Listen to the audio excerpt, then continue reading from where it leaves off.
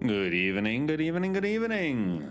Welcome everyone to day 8. I think it's day 8 of Star Wars month. Yes, it is day 8. We're doing well. How's everyone doing? How are you all? How are you all doing then? I hope you've all had a good week. I know for some of you it may still be the beginning of the week, but well, beginning of the week.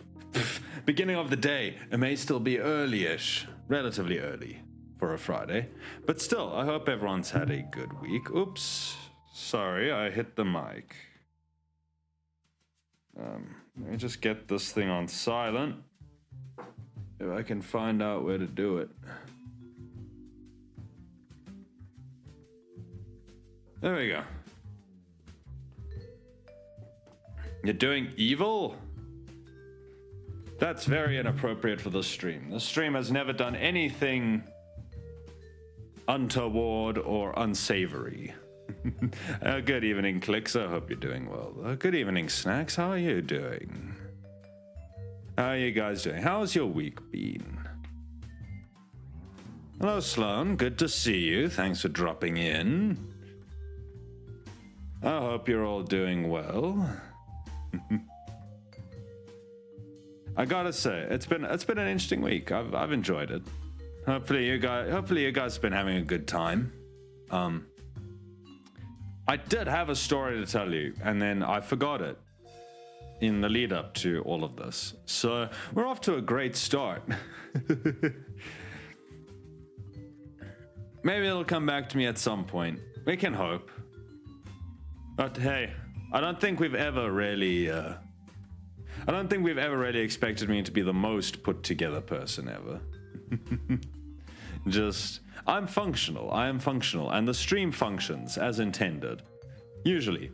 Not always, but usually. I like to think that it's usually running more or less as expected. I am already a little bit surprised myself, I'm gonna be honest. Having done... So I was actually looking at the stream logs a little bit earlier, okay? And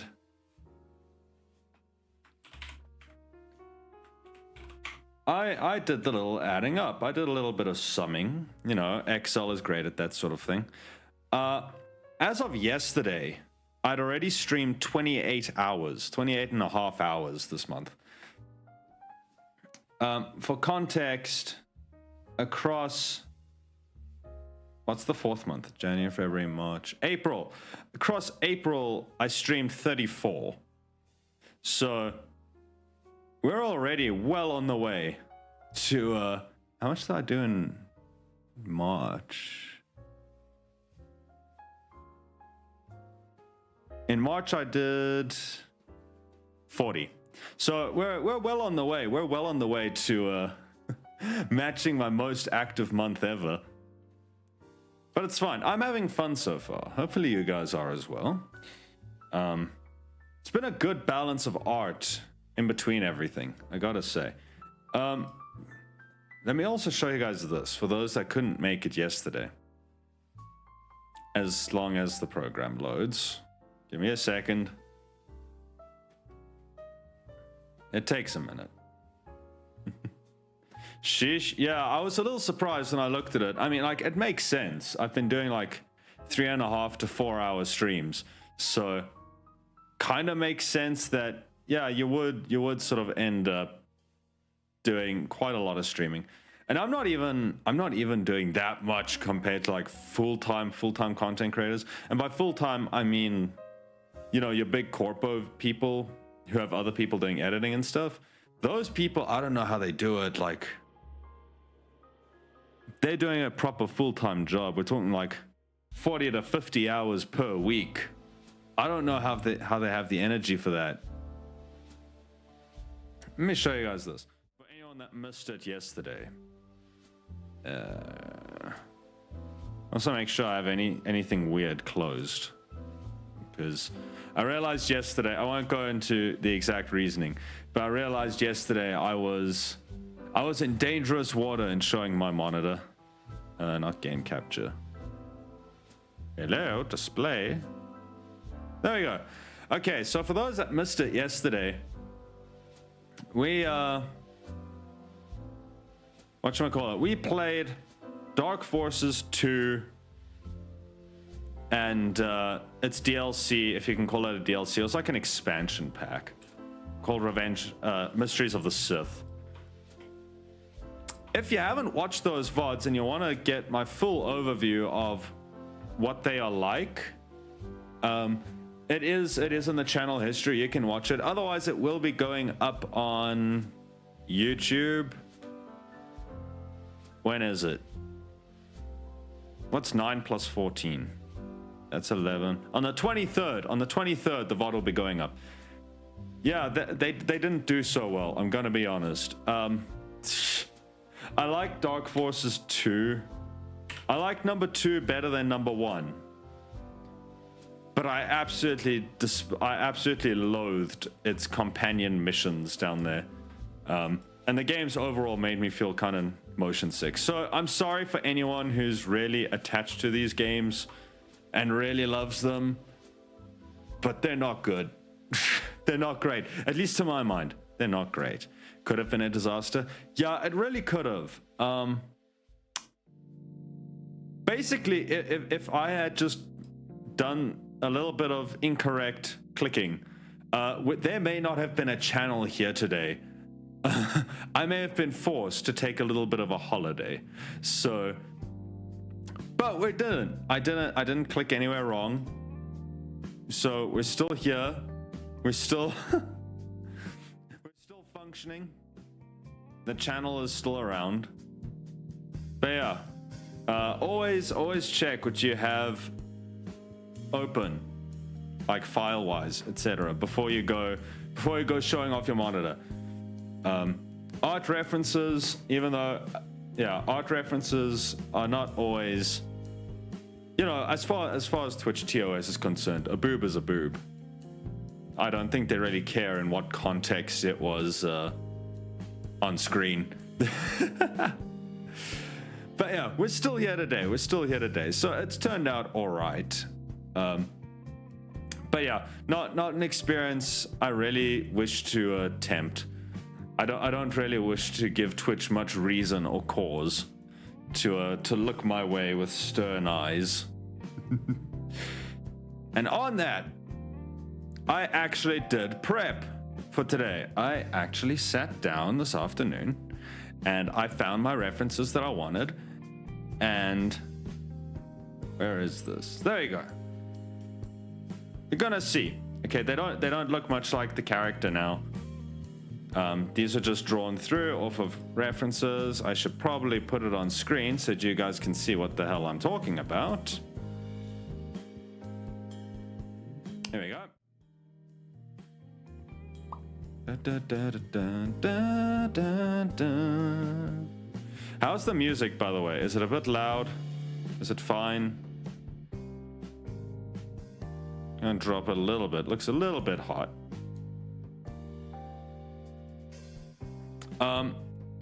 This is two separate poses. Just bear with me on this. So we have a front-facing one, and then we have a back-facing one. So we're going to now just. Hey, Maz, how you doing? Yeah, I know the back one is a little bit caked up, but it's not genitalia. It's not the focus of everything. We're now going to now dress it up properly. And I may as well tell you guys the theme of this one. I have it written down here. That's the game list. Appreciate my taste as a gentleman. Thank you. I'm sure there's other people in chat that would also concur and talk about how great, thick thighs, or how good it is, to be cake.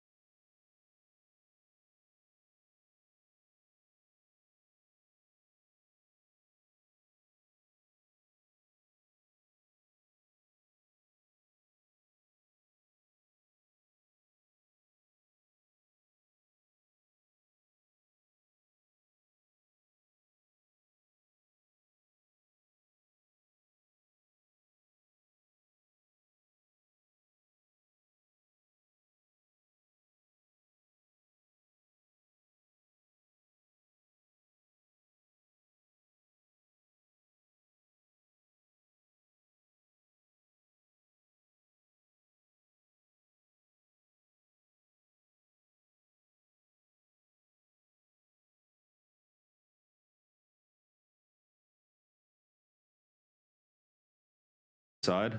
I've had a good time, at least. Let's see.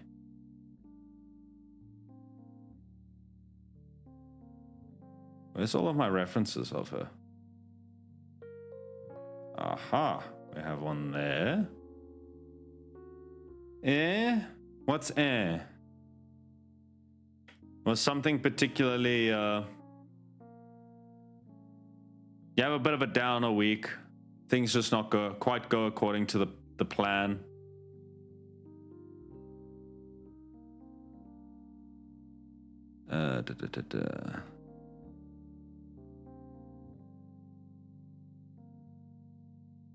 You feeling better? Yeah, I suppose we should ask, how's your head?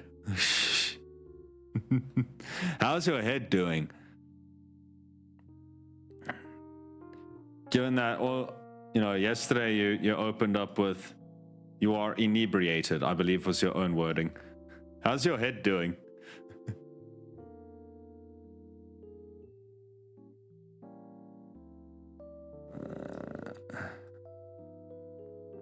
Just group all of these. So I'm doing things that you guys cannot see, which I probably shouldn't. I think that's bad content creation.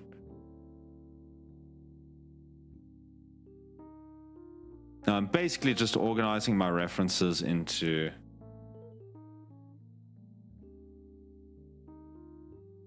something usable for myself here.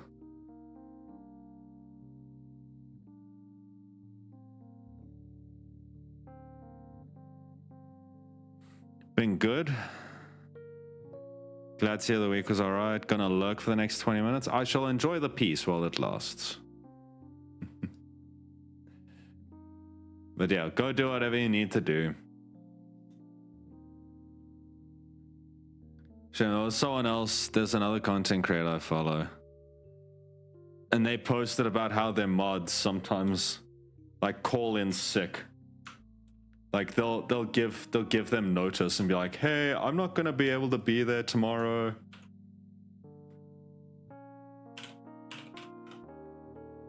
And they'll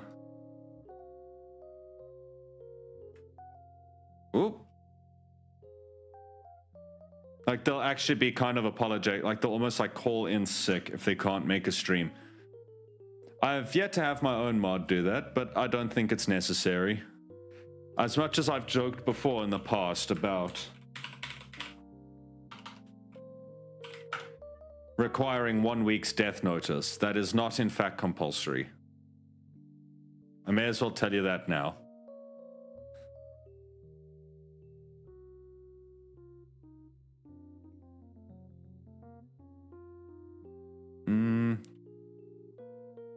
Okay, all of these are more or less here already. That's fine.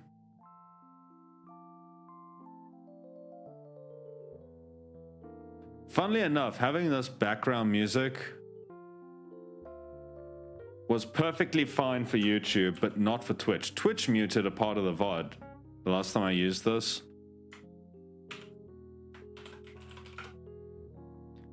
But when I uploaded the VOD onto YouTube, YouTube had no problems with it.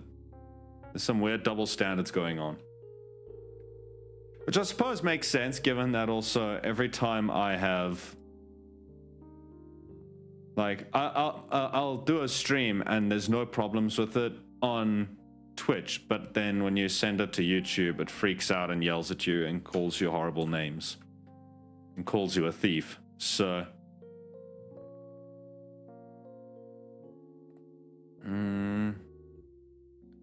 Almost done here, sorry.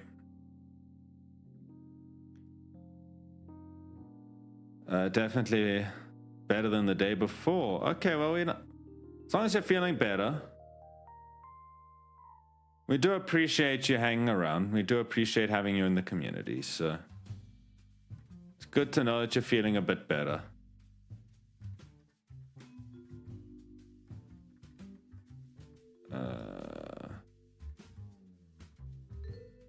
Just need to move over a handful more pictures and I will be with you guys once more.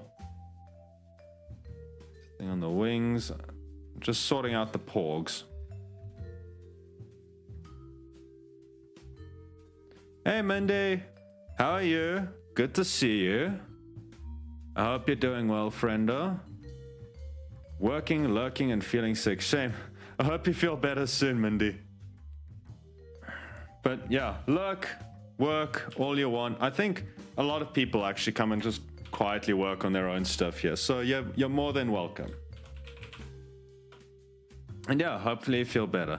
I actually really struggled to read your name properly as just Mindy and not...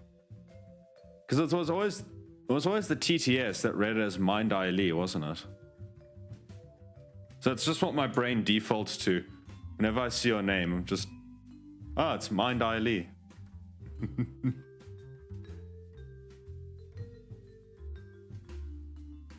It's a shame. Hope you feel better soon.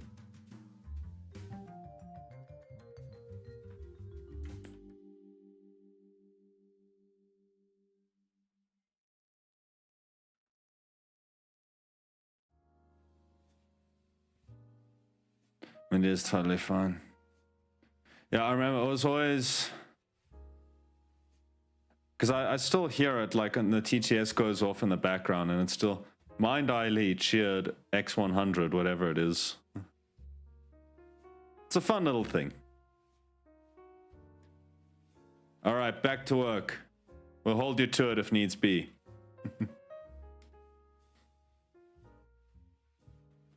Okay, and... appropriately enough...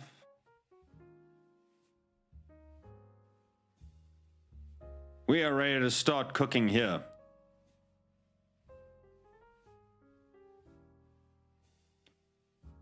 So... what is an appropriate sort of... size pen? I think this would be it.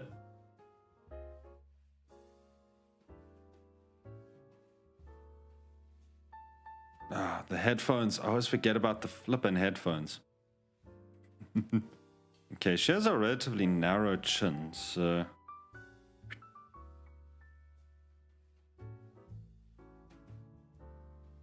something like that. Yes.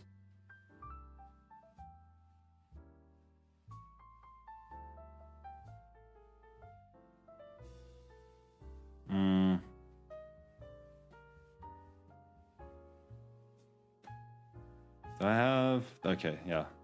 We're going slow, so post-correction would make sense here.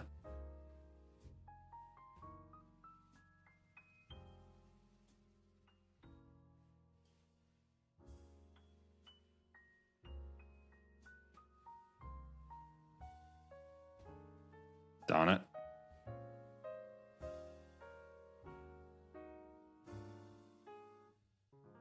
Anime jaws.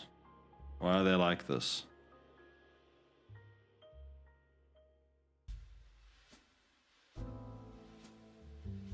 Ooh, oh, that was a perfect line going. Okay, this is close. We're going to try and save this line. I'm gonna first just simplify this.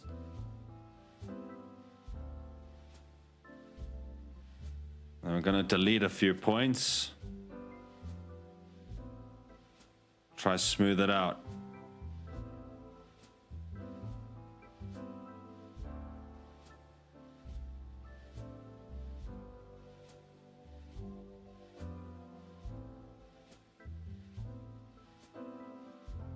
I really need like a smooth vector line option.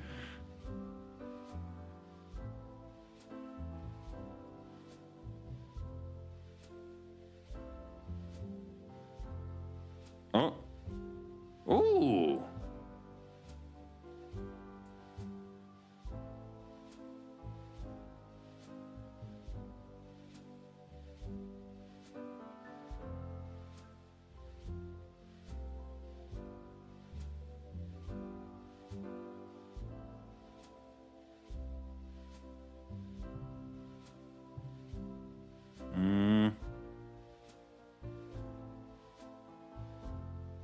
I'm concentrating way too hard on this. It's all good though. I think.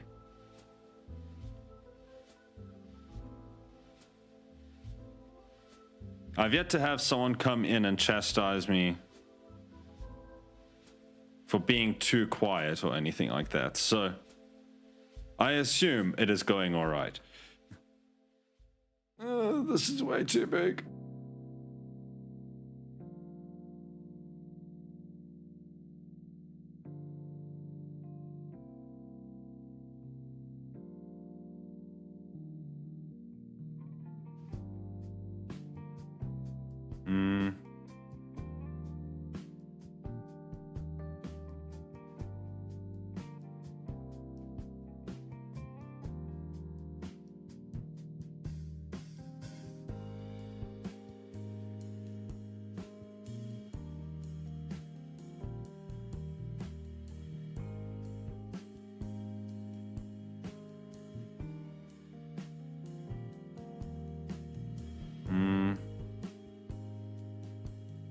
Like, there'd still be some sort of arc in the eyelid. Eyelash. It's the upper lid, let's be honest. Call it what it is.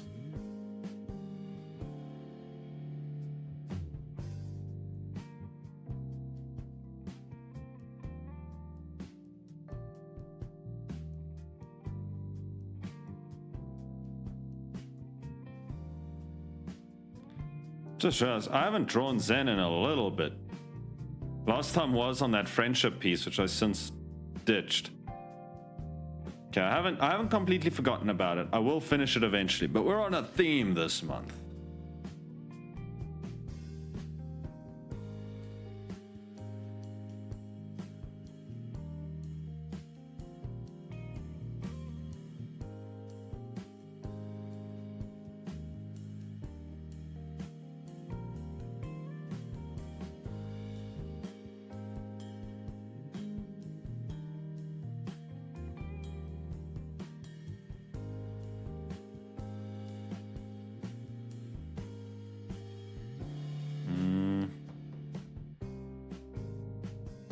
Okay. Now the troublesome bit.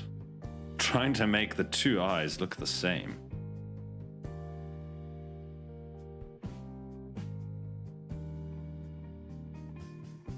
Nice eye. Thank you. The one does look really good. That first one. The question is, can I do it again? And the answer is, I don't know.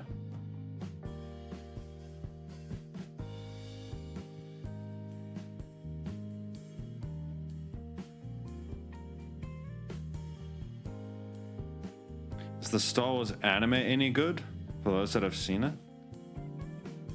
Which one? Is it like an actual Japanese Star Wars anime? Or is it like... Are you referring to more like one of the just animated shows that exists?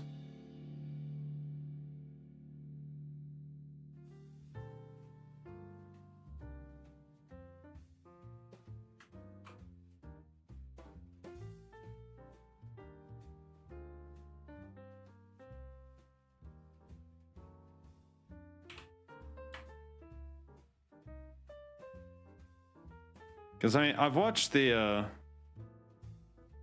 watched Clone Wars. I liked Clone Wars. It's not a brilliant. It's got its shortcomings, but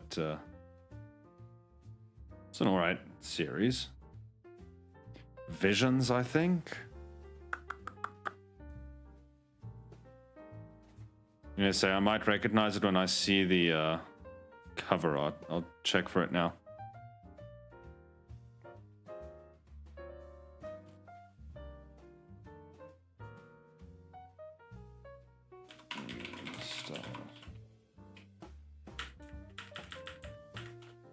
Is that the one that she worked on?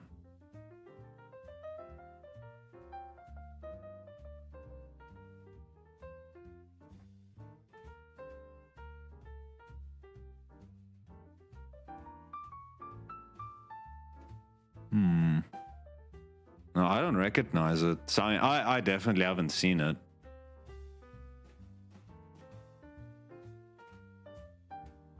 Let's see, what are the general reviews like? 7 out of 10. 7 out of 10.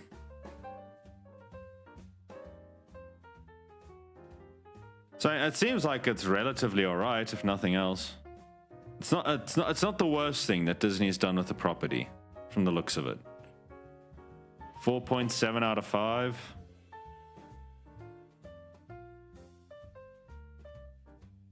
Hey Nick, how are you doing? How was your week?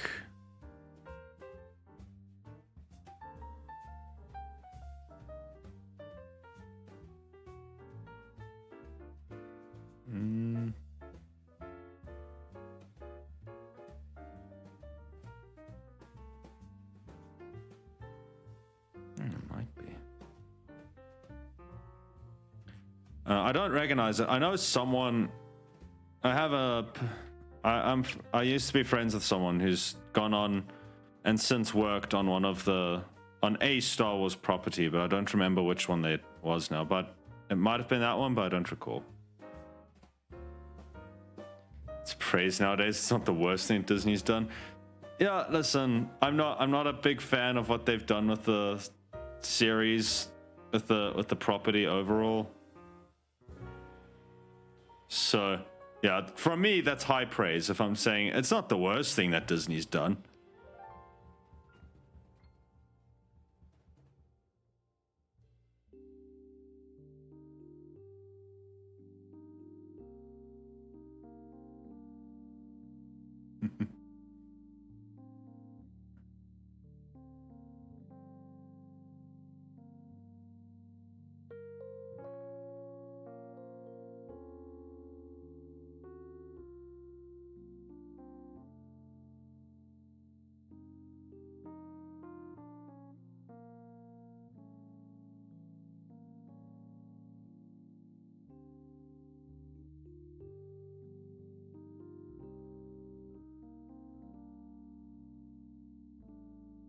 What is the worst thing that Disney's done? Probably exist. No, they've made some good films. They've made some good properties. My peak crime against them, I think, would probably still be them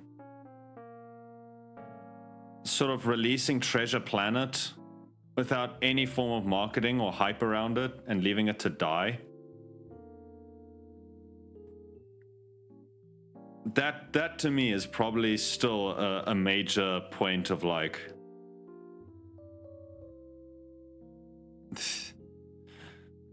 I still think they did Treasure Planet so dirty. It was such a good film. But they didn't want to continue making traditional 2D animation. So they didn't want the film to profit, because otherwise it would prove that 2D animated films could still be just as good and profitable as the 3D ones. So they fucking murdered it. Assholes.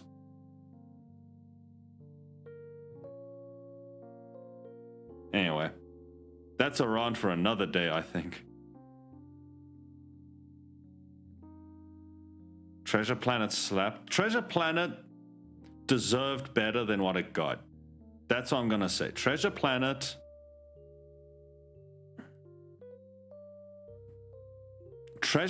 was severely damaged, because like Treasure Planet could have been such a good film, and then Disney purposefully murdered the thing. It deserved better. Its directors deserve better. Stop being a Marvel fan because of them. That's also fair, I think. Listen, I never watched much in the terms of like the Marvel movies to begin with.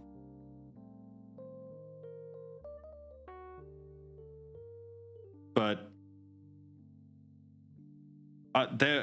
Marvel has been now like so oversaturated. I don't even bother trying to see it anymore. Mindy's a Disney fan. Don't listen to popping in to say, I think Disney is still pretty bad at promoting their animated films. They just assume that everyone will go see it, like Wish or Elemental. Yeah, they haven't seen real ads. Yeah, they don't. Okay, so here's a little thing about Disney and the way that Disney's doing business nowadays.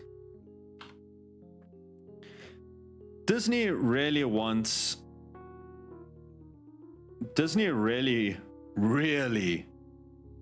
people to use Disney Plus. They don't really want people to be going to the cinemas anymore. Reason being, I suspect, is that Disney Plus is by far the more profitable platform for them to have their movies on, because they don't have to share any splits with,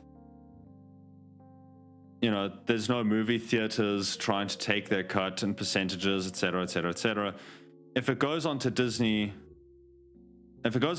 Plus, they can just put the movie out. It costs them absolutely nothing, and people get to watch it, and any money that they make off the Disney Plus subscriptions, you know, they get to keep all of it. And also, if they release all of their stuff on Disney Plus, it incentivizes people to purchase Disney Plus subscriptions. So they don't really want people to go into the cinemas anymore. So they don't really advertise their shit for the cinemas anymore.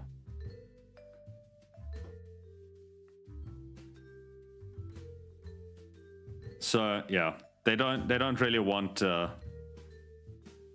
they don't advertise their animated features anymore, and it's a pity because I know how much work the poor animators put into making those films, and for them to be just undercut in the name of trying to get more people to watch it on streaming is really sad. Also, I'm pissed at Disney for selling some cool merch in the parks, but then letting resellers buy it all out. And now the cute little chipmunk bag I want is like $150? What the fuck? That's so screwed up. That's proper messed up. Really is the driving force behind them now? Yeah, I think it is. That's just my 2 cents. I think that they're very much just driving towards how do we maximize profit and income?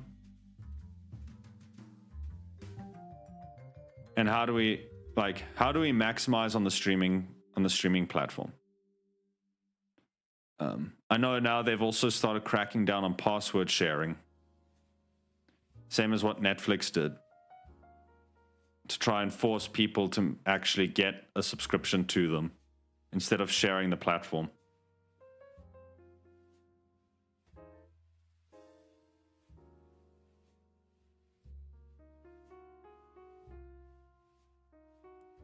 They just want all the money. They don't care who buys the merch as long as it sells. It's weird as well for me because it's... I don't know, maybe I'm old-fashioned, but I would think that really it's more ideal to keep your merchandising in that regard in park, right? In the theme parks as like theme park exclusives. Surely, right? Because then it incentivizes people to visit the parks. And the parks have always been a major... Like, the parks have always been a huge income source for them.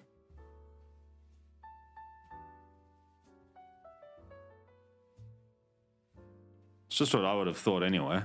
Strange. Totally keep vacationing there, but honestly, Universal is really stepping up its game. Spending more of my time when I go, when I'm in Orlando. I'd still like to at least visit some of these parks at least once in my life. I don't... I'm not a major fan of Disney. But I do look at some of their things, I'm like, I'd still like to visit the park at least once in my lifetime. But yeah, it's expensive now from what I've seen.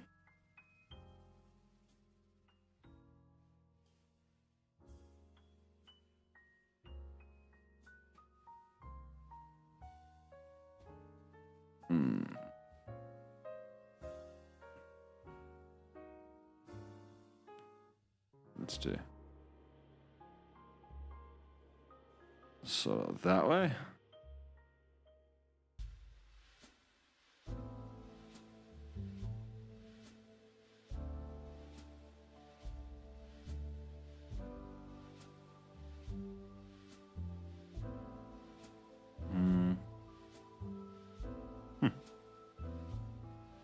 No. Oh, wait. Okay, that's fine. Not the end of the world. I meant to save. Don't have to be a major fan of Disney to have a wonderful time vacationing there. That's fair. Yeah, we don't... I think we have like... I don't think we have any really big theme parks. And so I'd like to at least visit them once in my lifetime. Burn it down. Yeah, after I visited the parks. I want the experience at least once in my lifetime, please.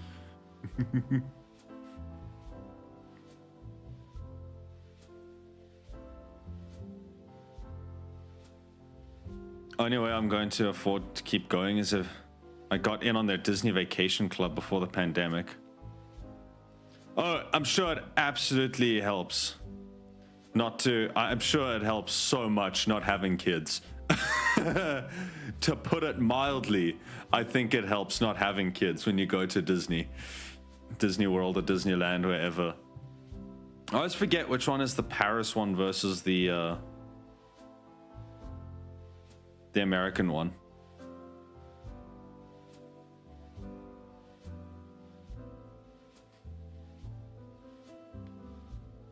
Maybe the landscape in some places, but people are crazy there. Yeah, I think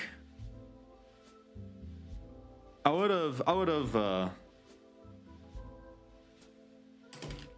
the hell is going on back here? Give me a second. I'm not a big fan of things like theme parks normally, just because they're so overcrowded. But some of them are just an experience that I think you got. If you have the opportunity, it would make sense to try and go there at least once. You know. To go to the USA as a tourist, you need a visa and $286 per day. Flip me, I know. I can't afford to go. I'd like to. But yeah, I think honestly, if I go to the US, I have a different set of priorities for places to visit. I want to go to the Chicago Science Museum. And a couple of the warship museums. So yeah, I don't think I'm the typical sort of tourist.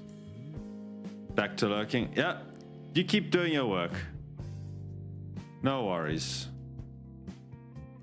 Zan's boobs are too small. Listen, it's gonna all get covered up anyway. So, also at this stage, Disney is becoming a monopoly of Amazon and Google's caliber. They always have been, kind of. They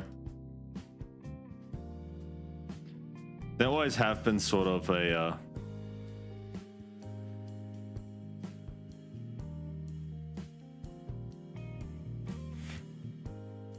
yeah, they always have been buying everything up.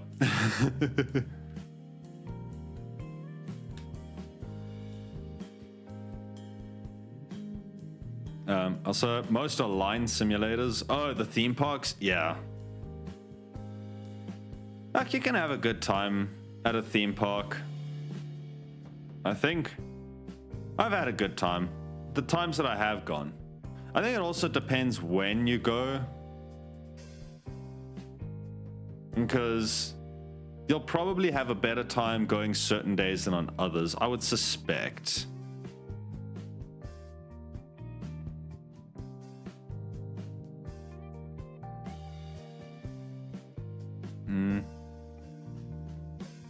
Popping back to say, you should 100% go into the Science Museum in Chicago. I've been there a few times since I live in Wisconsin. It's not too far of a drive. Yeah, I really want to go visit the U-boat. I really want to go visit 564. It's the last Type 9 in the world, so I'd really like to go see it. But that's my own fascination with maritime history as the drive there.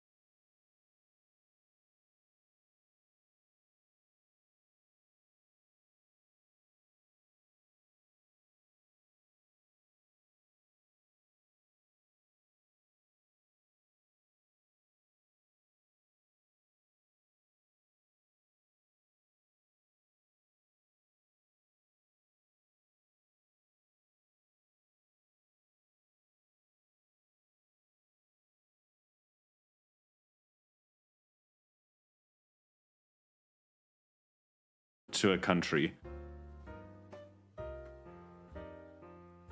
I think when it comes to tourism, they just want to make sure that you can afford to look after yourself and that you're actually planning on leaving.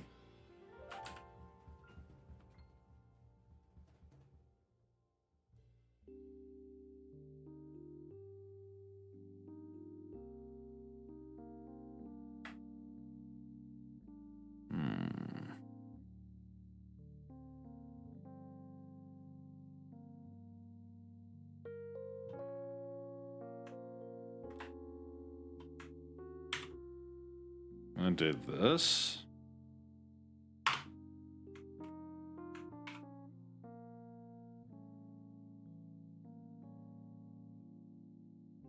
Because I was a little bit skew.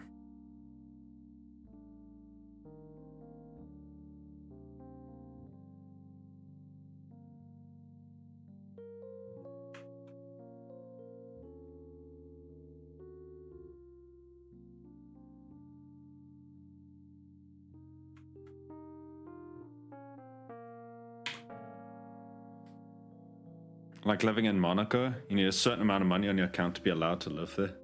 Basically, yeah.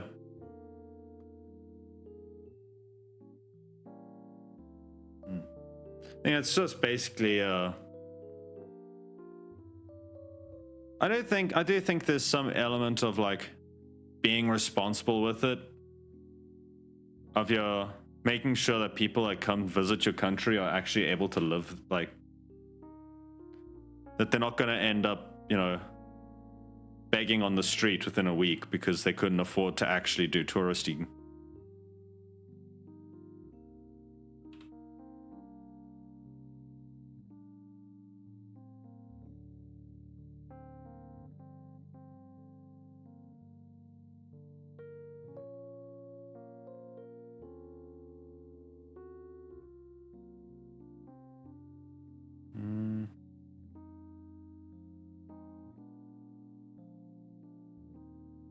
Okay. Probably look a little bit more like her once I actually put, you know, hair on it. What layer is this on? Why is it on that layer?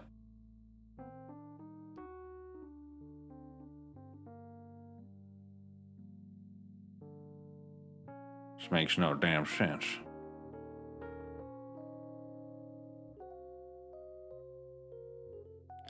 I mean, while we're talking on the whole thing of places to visit,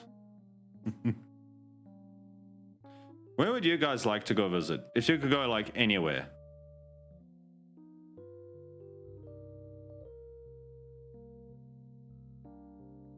What would you say are the big places on your bucket list that you want to go visit at least once? Or maybe you've been there before and you really just want to go back.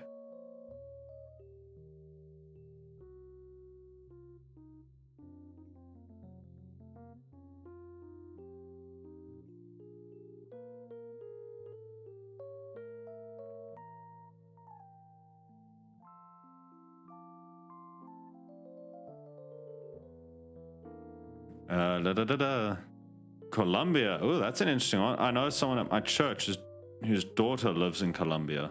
He's going to go visit her July, I think.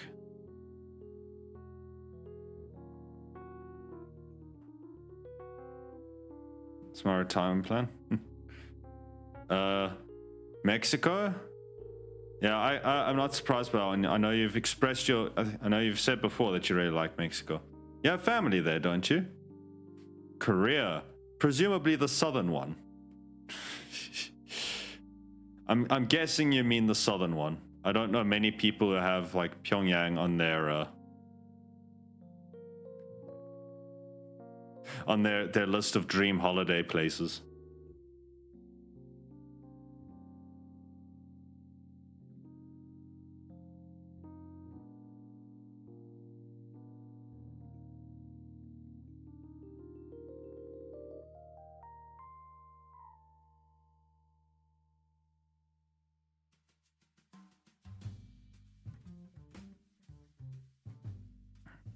There's a bunch of Roman stuff all over Italy I want to see.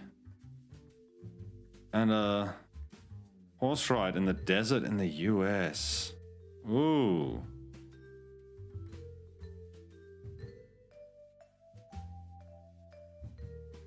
Yeah. Have you ever ridden a horse, Nick? I think we've had the discussion before, but I don't remember now. Always feels like home there. That's nice. I think that makes it even better to like go and visit, is if you know that you have, you know, there's something welcoming you there. There's something nice there.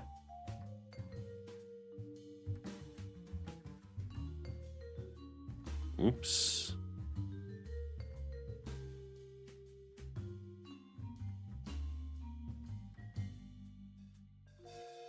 Not really, but how hard can it be? I like the attitude.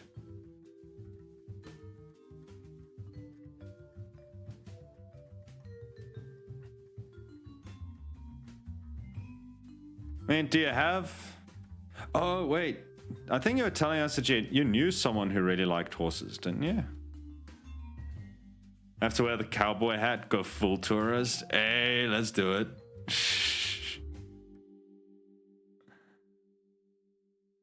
I don't know why. When I was younger, like the idea of looking like a tourist really bothered me. And now when I'm older, I'm like, yeah, whatever. I'm here to have fun.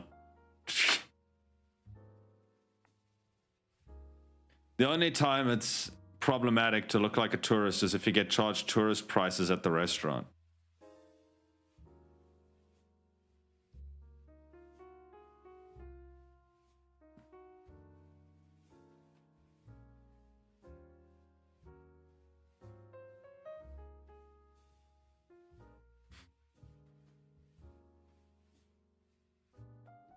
I have a standing invitation to go horse riding with her. You should do it. Why didn't you take that? I don't remember now. I did just remember, like, we had the conversation when you mentioned you knew someone who was really into horses.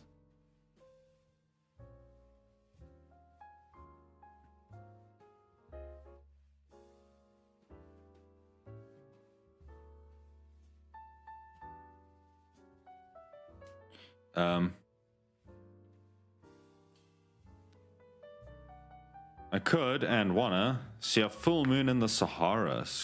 The city on the pyramid. Wanna see them stars. So one of the things I would love to do, I'm not sure I'll ever be able to do it in my lifetime, but I'd like to if I ever got the chance.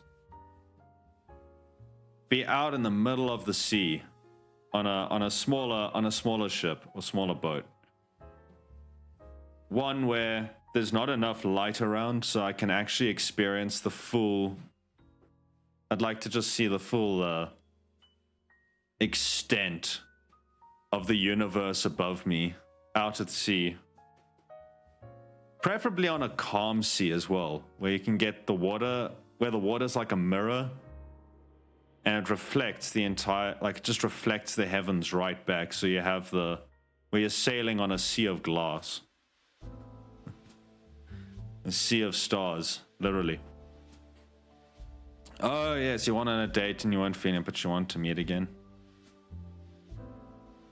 Oh, well, at least if you ever need practice to go and... if you ever need practice riding a horse for your great American vacation, you know someone that you can talk to. That's a good position to be in.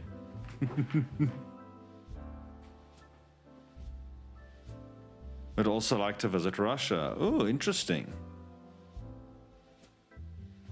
Russia for me is interesting because it's like, okay, there's the current situation in the world with regards to Russia. I don't want to dislike the Russians though. I think they're very interesting people. I think they're very hardy people.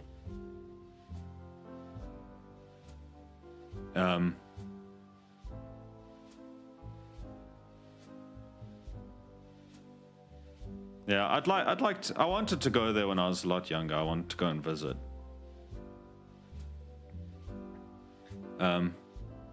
Even once on a boat on the sea. Not at sea. I've only been on a boat out on lakes. Not out at sea, unfortunately.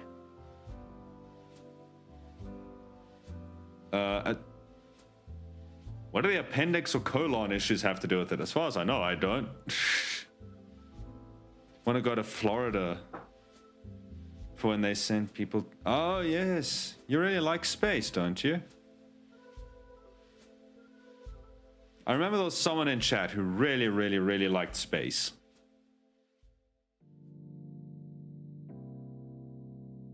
I'd like to do some form of a road trip through America because there's a lot I'd like to see.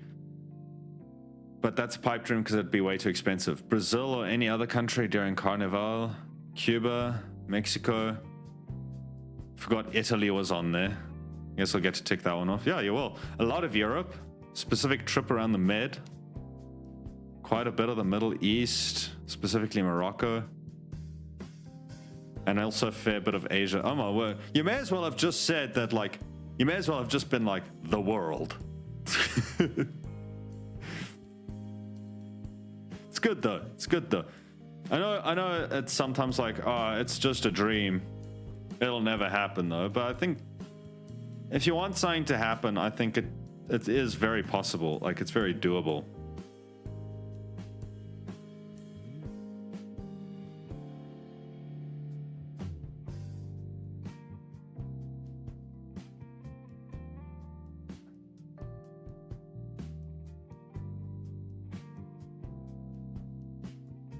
So don't give up on it just yet.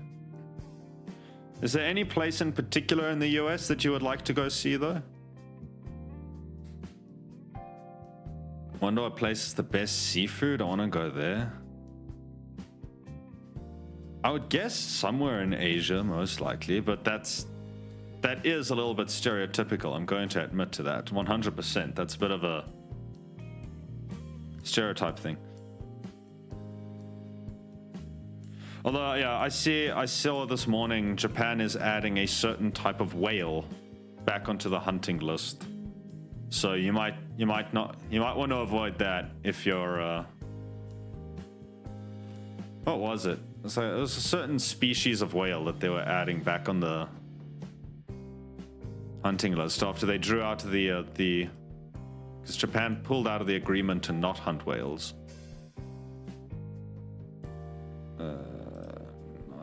Not that one. Oh, okay. Oh, that's pretty. Where was it? I saw it this morning. Was that? Oh, that was because that's yesterday's one.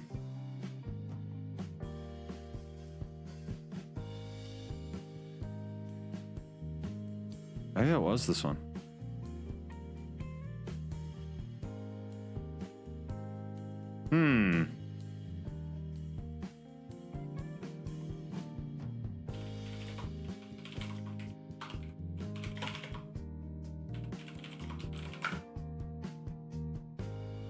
Yeah, so Japan withdrew from the International Whaling Commission in 2019.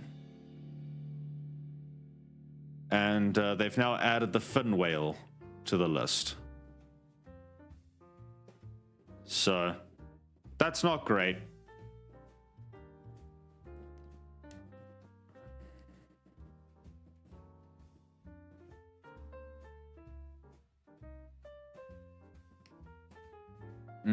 In general, deep sea travel makes your appendix and colon get damaged because of this.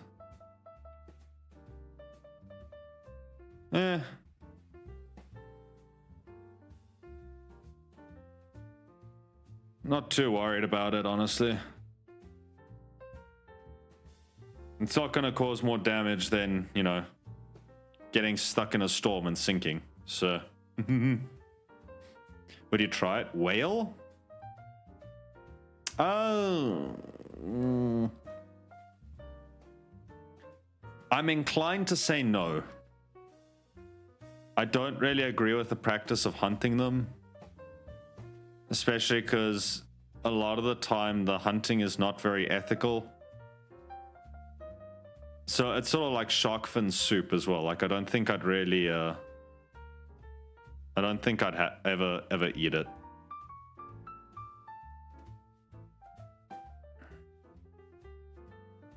Whale and shark taste the same. Blob of lard. Listen, there's a reason they were eaten. They are very okay.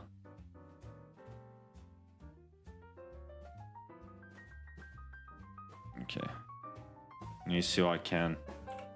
Because I've been drawing all of this on the wrong layer. Yet again! What's new? It's good. It's high energy food because of the high fat content. So I know in some of the Scandinavian countries as well, eating whale used to just be considered like just something that a lot of people did. Because it was really good with the high fat content. And it could keep you going.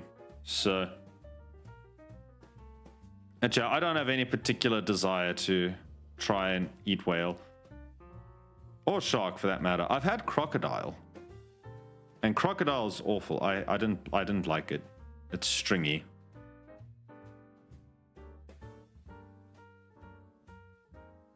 Like the meat is just, it's very stringy. It's not just doesn't taste nice.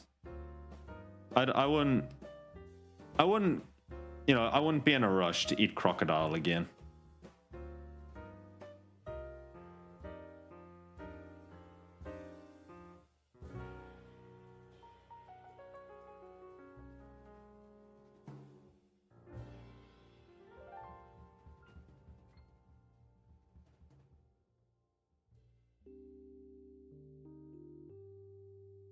So, like so.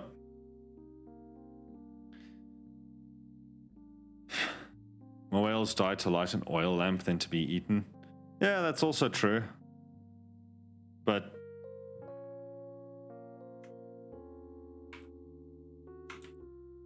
cancel.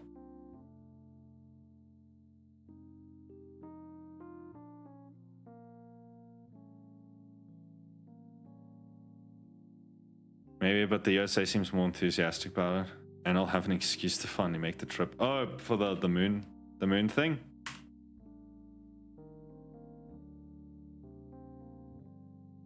Look, I mean, there's still, regardless of who goes back to the moon first. I know NASA's looking at it, and everything. Regardless of really who goes back first, there's still a lot of history and historic precedent in the fact that, you know, NASA did it first. In terms of actually getting someone on the moon, I mean.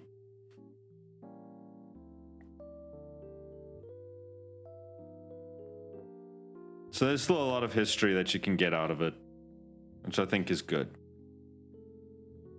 I'm all for history.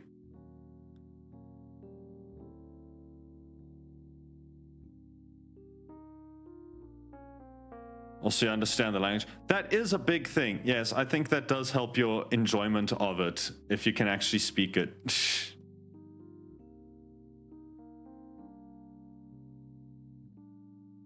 I have a real philosophical question.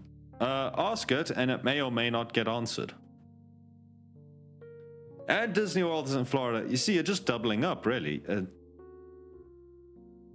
I have no idea which direction you have to go from Florida, though, to get to the horse riding in the desert.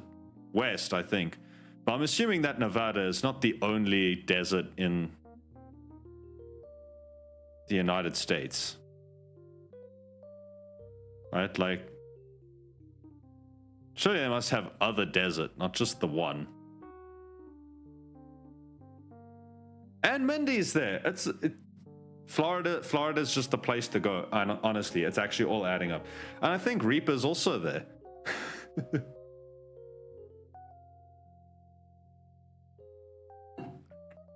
Had a whole route planned out. Start someplace silly like New York.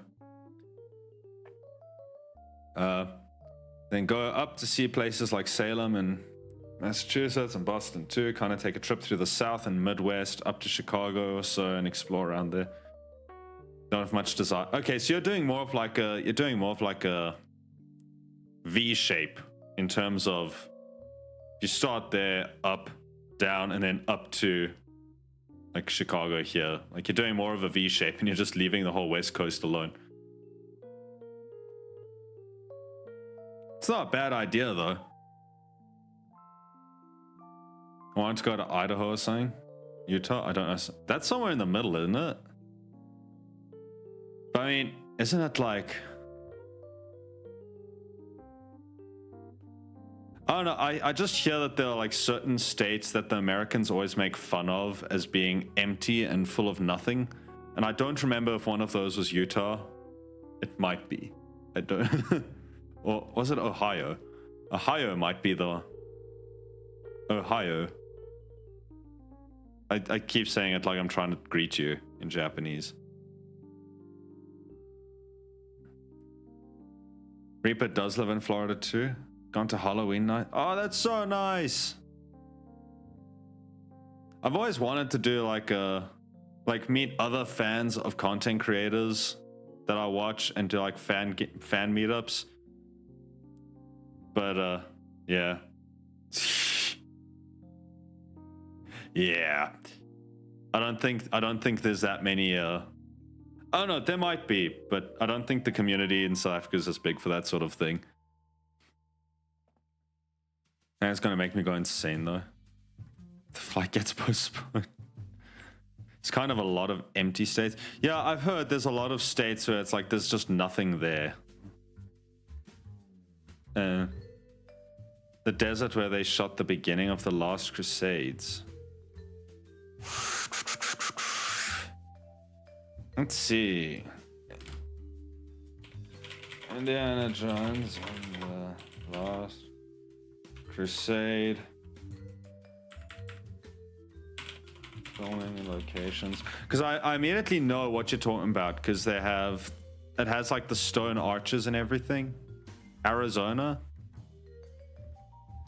The South Park Avenue Arches, National Park, Utah. That's for the opening scene with the Boy Scouts.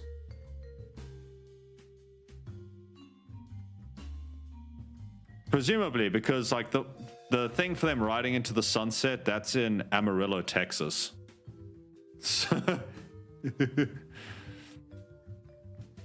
That IMDb even gives you exact coordinates for where they rode into the the sunset at the end. 34 degrees, 59 minutes, 19.7 seconds north.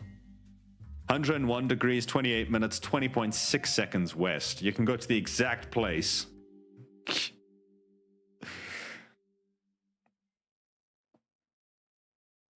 was Utah. I remember looking up. Birgit told me that some crazy laws there. I'm sure they do. What are some of the weirder ones? I don't remember now.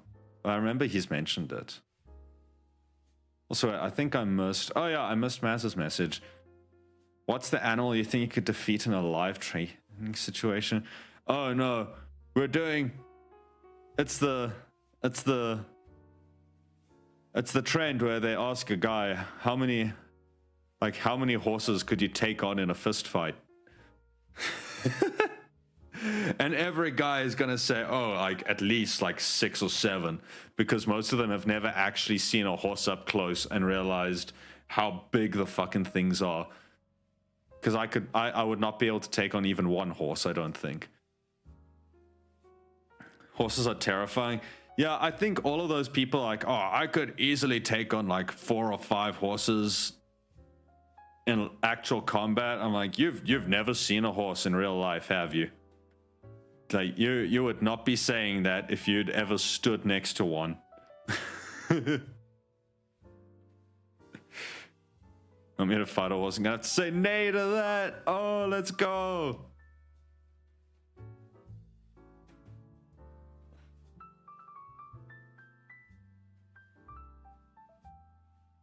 There's that one Russian dude. Okay, but like, there's always one Russian guy that's doing weird shit. Let's not kid ourselves here. There's always at least one.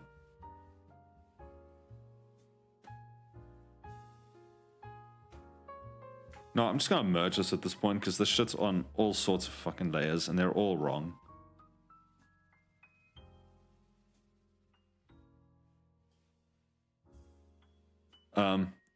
Yeah, to answer you, Maz, I honestly don't know what animal I could possibly take on in a general fight. The problem is, animals tend to be very good at that sort of thing, and humans are okay at it, usually when we have a weapon on our side.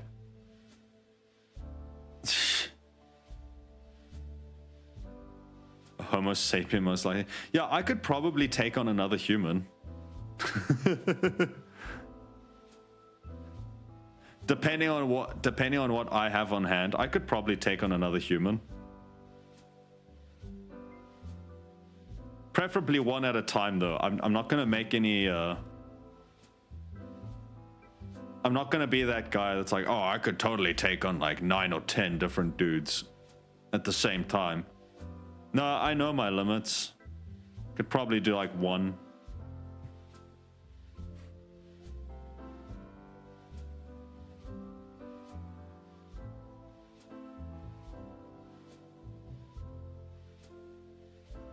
No.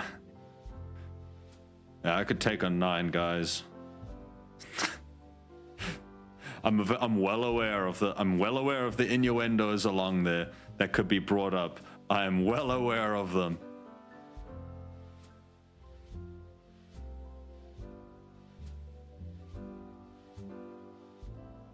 So it's the age-old I'm having 5 guys joke.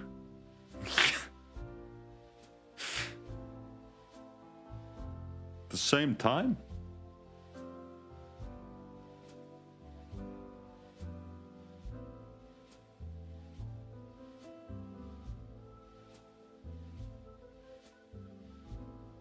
You're in the wrong profession.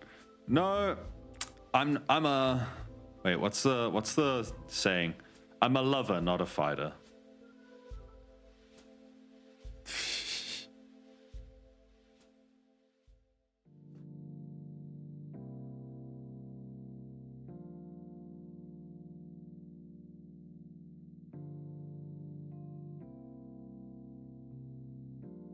You're not making this better?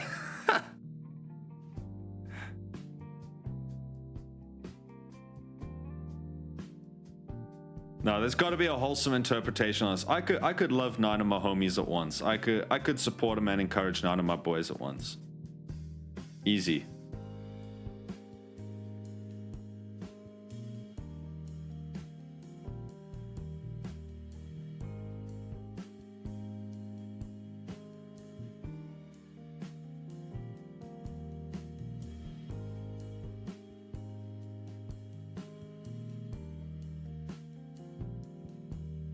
Made it worse. That's streaming. I'm just used to it at this point that you'll say something and the more you try to dig yourself out of a hole, right? Generally, the more you try to dig yourself out of the hole, the worse it gets. So you may as well just embrace the hole. And you can add that to the 9 guys thing. You may as well just embrace the hole. Sorry, Mama. I didn't mean for it to go this far.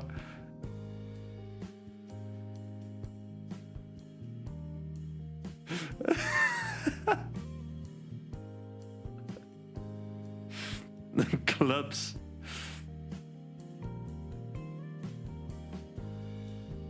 Yeah, I'm just content farming. That's obviously what it is.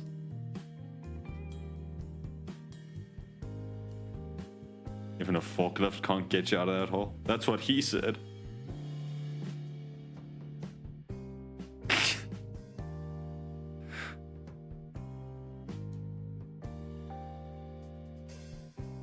Don't give me a You're making it sound like I'm really disappointing you at this stage.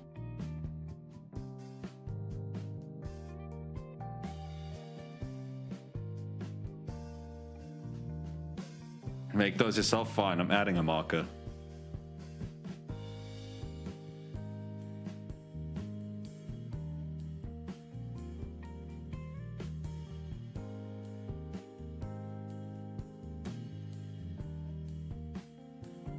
Alright, we're gonna have to do some sort of lightsaber for her, I suppose.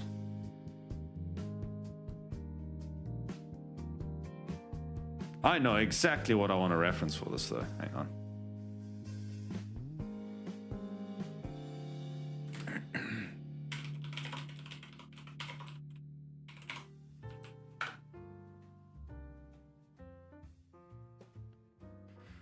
Oh, what do we want? What do we want? What do we want?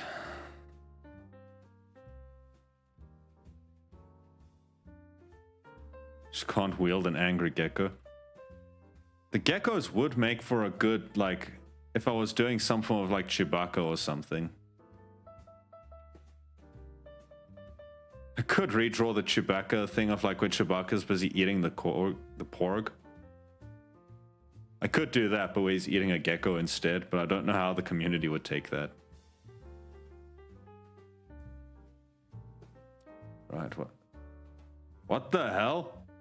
There's one of these that has a morning star at the end of it. That's badass. Okay. Arbiter, realtor. Arbiter. The realtor lightsaber hilt. A classic. Who can forget the ancient art of the Jedi of being a realtor?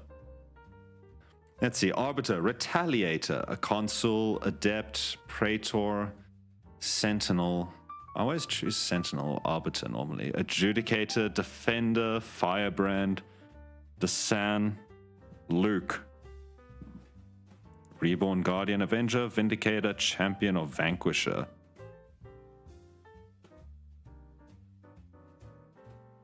She strikes me as the sort of person that would probably carry a double-bladed. Like, that would carry a saber staff.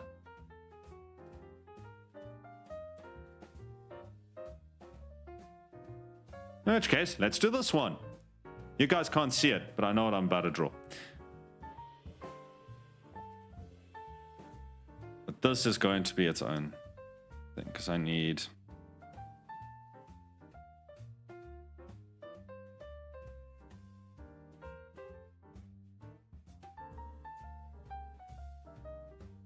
I need to do a large cylinder so I can have some sort of idea of what the hell I'm drawing.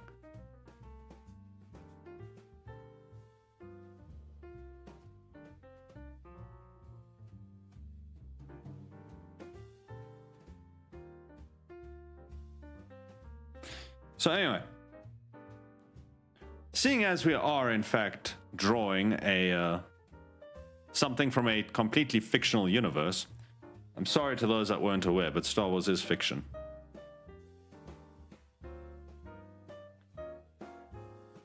Here's my question for you, chat.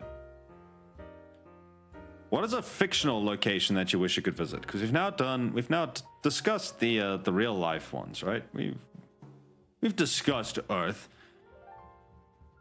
Any universe, any story. What is your fictional location that you would like to go visit if you ever could? Like, if it ever existed, what's the place you would go to?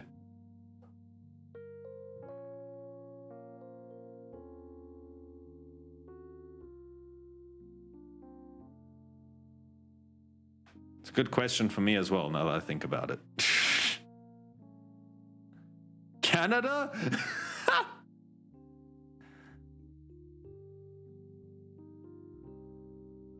I thought it was Australia that doesn't actually exist.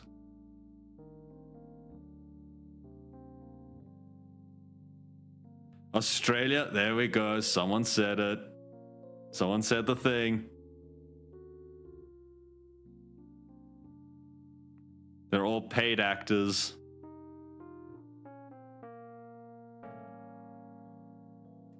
Does Hobbiton count? Ooh, I think it should. I know it is a place that you can technically go visit in real life, but I think it should count because we're talking about the fictional universe. Middle Earth. British propaganda. It's the stories that the British people told their children to make them behave because they just told them that otherwise they'll get sent to this weird place called Australia.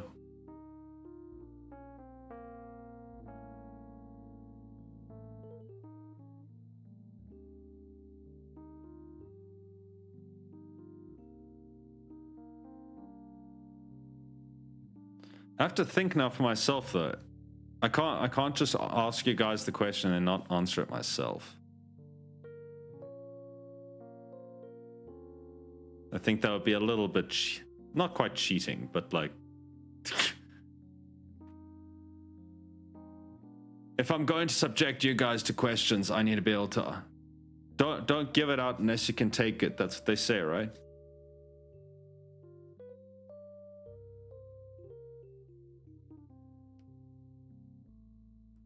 Hide that. And it makes you wonder what happened to all those prisoners.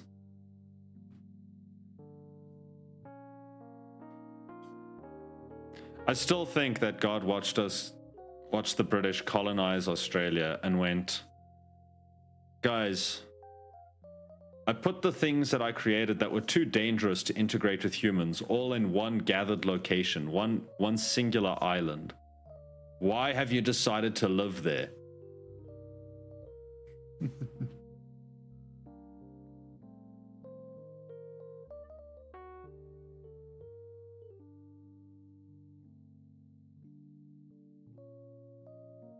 Career choices.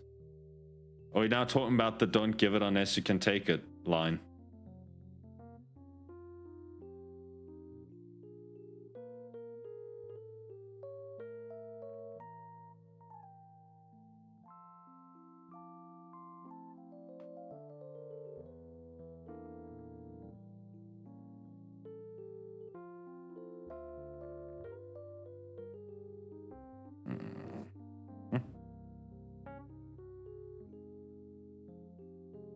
You know, I think when I was younger, I probably would have just said anywhere in Middle Earth almost immediately.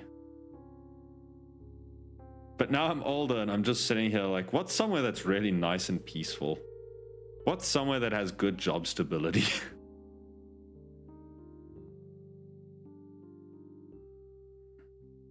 Mind you, actually, when I think about it, that would still make Hobbiton sort of ideal because, come on, you get to just exist as a farmer, and you get to eat however many times per day. You get to you get 7 square meals a day, and you live in a nice little hole. That'd be nice.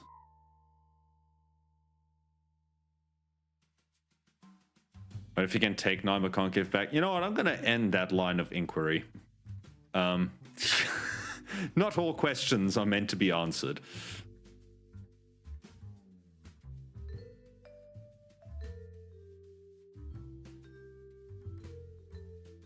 Willy Wonka's factory, wherever that is. Presumably it's somewhere...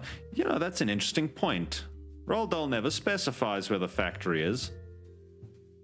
But given that he himself was British... as far as I know, I'm assuming here that's somewhere in the UK, presumably London somewhere. That's always that's at least always where I assumed it.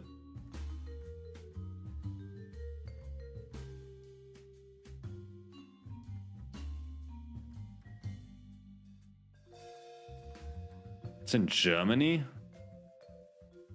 What's your source?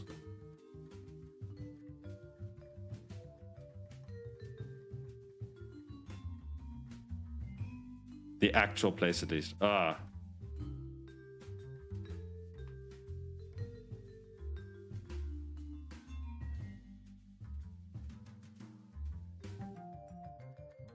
Then again, not sure if Germany's Germany's the right. Germany's not a fictional place. Germany is very real. We have German chatters that can confirm that fact.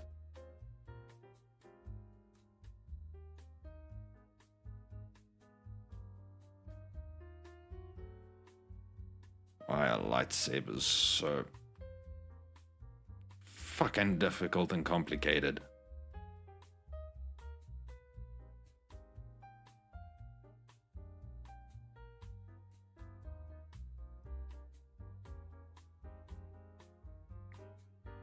What else, FK? Oh, basically I asked the question, we've now discussed, we've discussed actual real world places that you would like to go. And I asked the question, if you could go to any fictional place, any fictional universe or world or location, where would you want to go?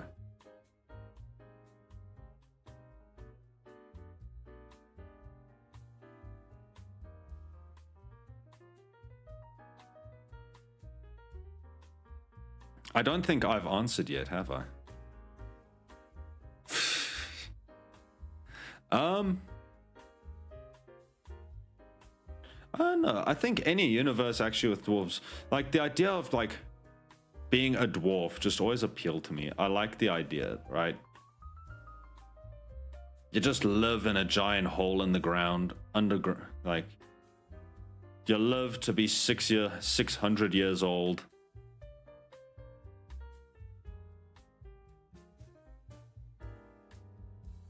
Drink beer, get into fights, grow a magnificent beard. I think I'd be a good dwarf. Not that I do any of that, but I'd like to imagine. Gonna go for a walk? Oh, good. Germany exists. I've been there once. Very clean and structured, like the stereotype. It's the, does this thing just fucking duplicate? No, it doesn't. Okay.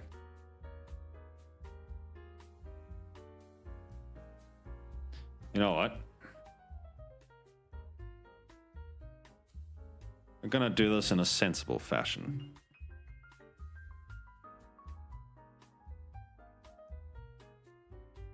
One person reckons the factory is in Canada, so fictional nonetheless. Wow. I feel sorry for any Canadians in chat. You guys are valid. You exist.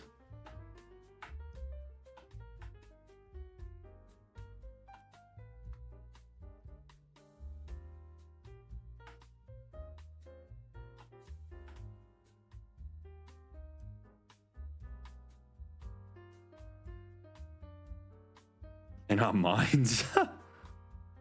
No, they're real. They are real.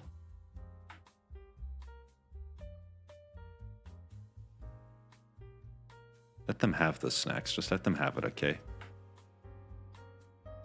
They already have to live in Canada. Let them just have this.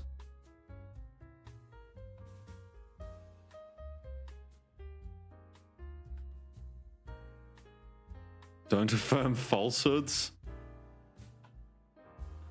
Damn, clicks out here busy.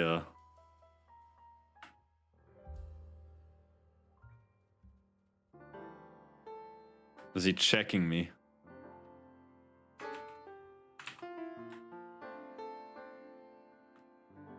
Okay, but then guys, what is north of North America? Like, what is north of the USA?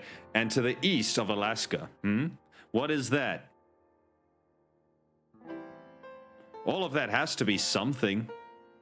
It can't be nothing. Merely for your consideration. The North Pole.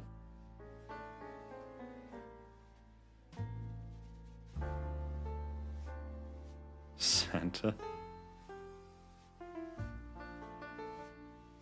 Alaska 2.0. Greenland. Damn, even... No, you didn't skip Iceland, yeah. Technically, if you're heading directly west, I think you would run to Greenland first. That is fair.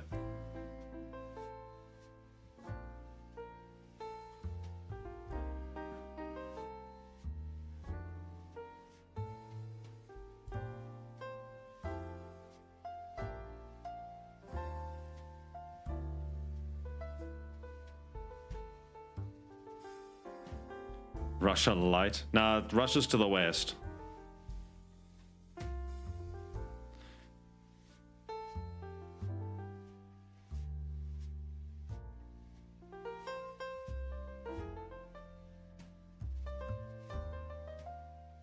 It was always amusing to me, like, people don't realize that. I always found it amusing when people don't realize how close Russia and the US actually are to each other. Because they're just used to seeing, like, world maps where they appear to be on opposite sides of the globe, and then you sort of have to remind them that the globe is exactly that. It is round. And, they're very close to each other. The Bering Strait is not very big.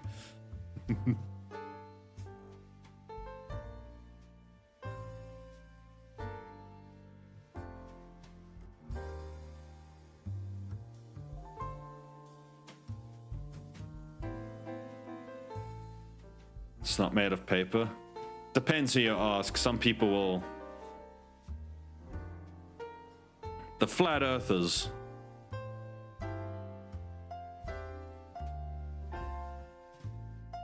I was very tempted to do like a little bit now of like the globers. Will tell you that that Russia and America are actually very close. But then I realized I don't want to be associated with that kind of thing, because someone will come in and be like, yo, I saw a clip where you said you didn't believe that the earth was round. What's up with that? I don't feel like having to explain to them that it's a bit.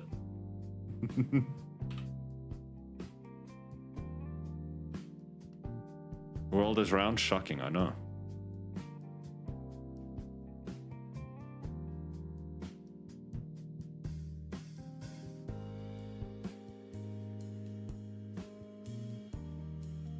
Yeah, the moon landing's fake. Oh, you're one of those people that believe in the moon.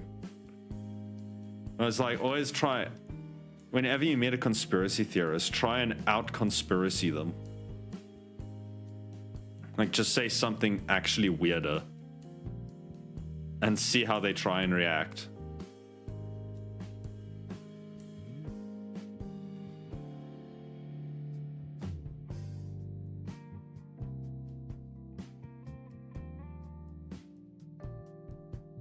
I would give more examples, but in retrospect, as I'm thinking it over, I'm like, some of them are very offensive. I think if I actually... Maybe not everyone needs to be listed out.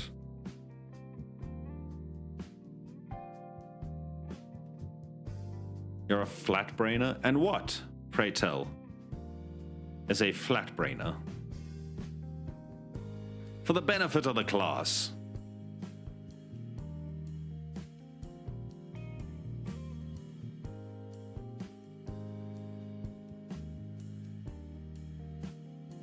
Why'd I give her a saber staff, dude?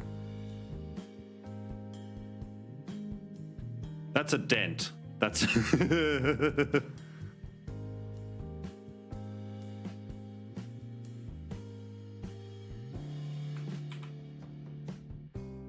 You mean a smooth brainer?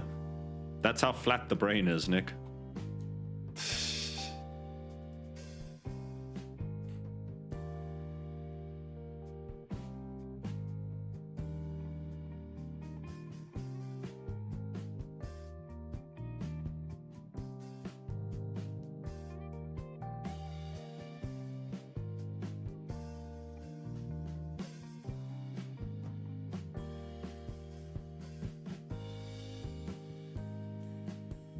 This is looking much better than my weird cursed attempt earlier.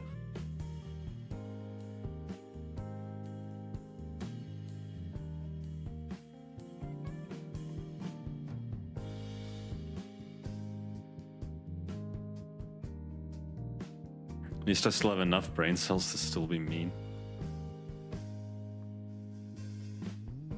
Almost 9? Yeah, the night is young. I've only been streaming for an hour and a half.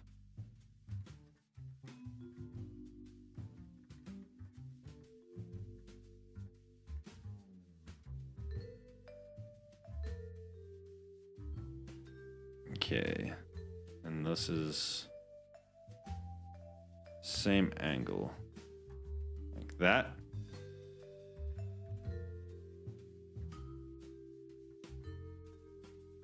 is like this.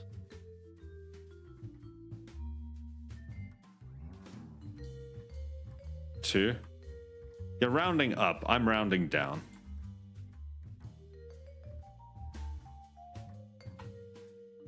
It's only been an hour and a half in my heart.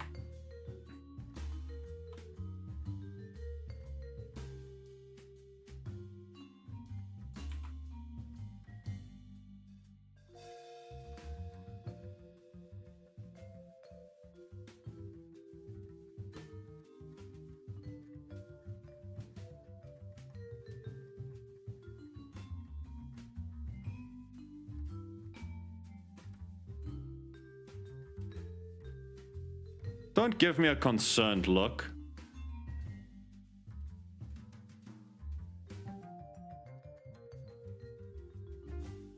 If I could play, if I could play, unfortunately, I think I would be hit. I'd be nuked from orbit with a copyright thing, but we ain't leaving till 6 in the morning.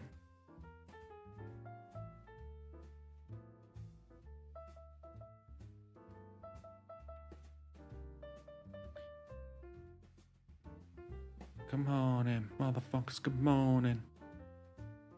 We ain't leaving till it's 6 in the morning. Sing along with the song, and if you don't know the words, fake like you know, motherfuckers, come on in.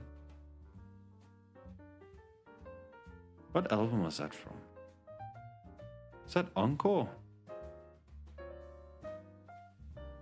I don't remember now. Was it one of the diss tracks?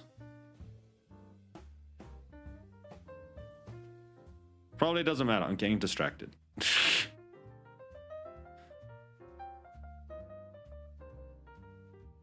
We love you. You guys love me?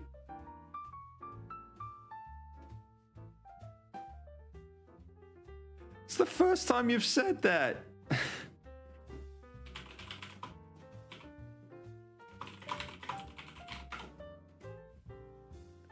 Ah, it was from D12 World.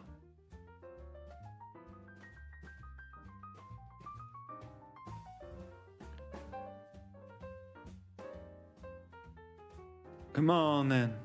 Everybody come on and kick your shoes off, motherfuckers, come on in.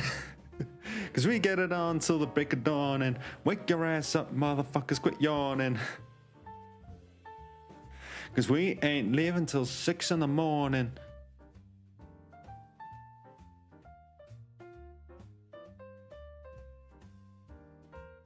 No, flat brain moment, don't trust it. Wouldn't put it that strongly. I see you've really like gotten familiar with... I'm glad to see that you've sort of started to figure out how Twitch culture works. And you've just embraced it wholeheartedly. When your own mother doesn't say that she loves you.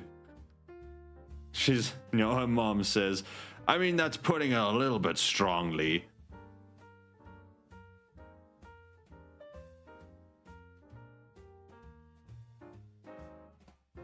Oh, Click loves me. Clicks loves me. I'll take it. You know what? As long as Clicks loves me, that's the important one.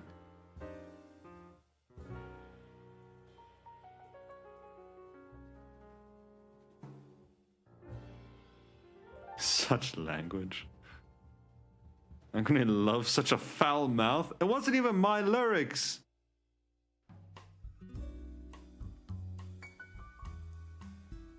It's like you won, but we're all winners. Ouch.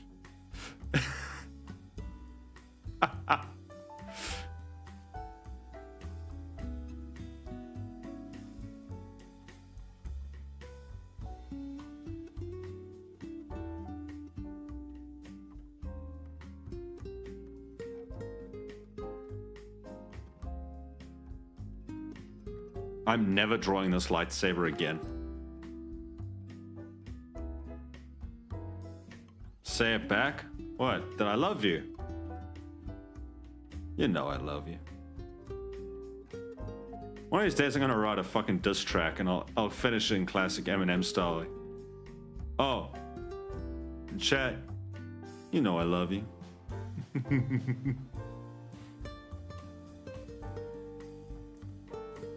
Yeah, I should have done this before I go erasing all those lines.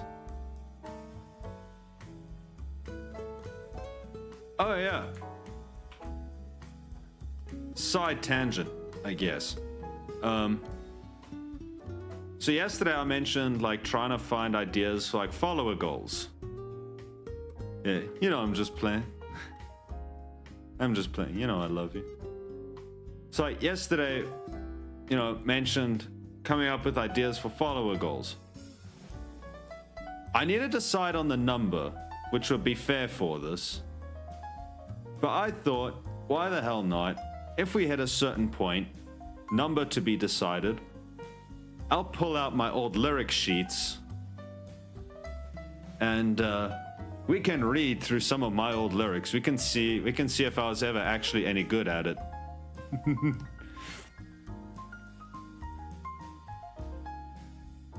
And I'll also get to see if there's anything that's actually still worth, you know, retrieving and potentially using now.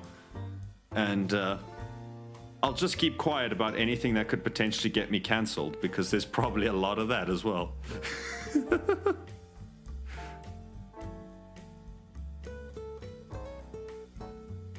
It's like Spartan wants us to make fun of him. You say that, I wrote some pretty dope shit up. Like, I wrote some pretty dope shit back in the day. I was reading some of it back the other day and I was like, shit, some of this is good. I don't remember how to necessarily deliver all of it, but some of this shit's good.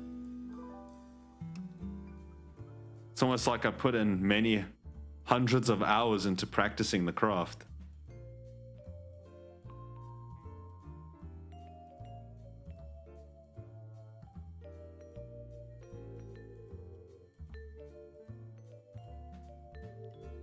Such a modest streamer. Listen, we're talking about hip hop music. There ain't no room for modesty. I gotta gas it up, man. I gotta be like, my shit was dope.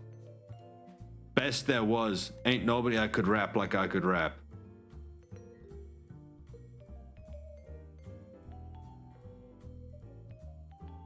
Will you pay for emotional damage? No, because there will be no emotional damage suffered. You guys will be chanting for me to drop the mixtape by the time I'm done reading some of those lyrics. Or we're going to look at some of them and we're just going to quietly agree that maybe it's better that I never did it. That I never took that career path.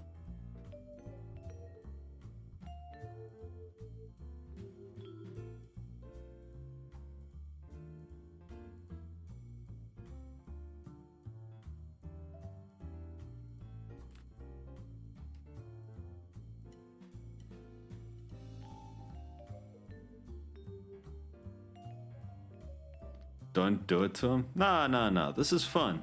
Besides, my raw potential needs to be... Like, my raw potential needs to be unleashed. People need to experience it firsthand.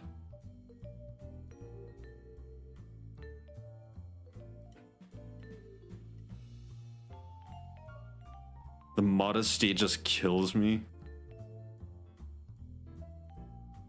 You raised this. You created this. It's time for you to witness what that ended up as.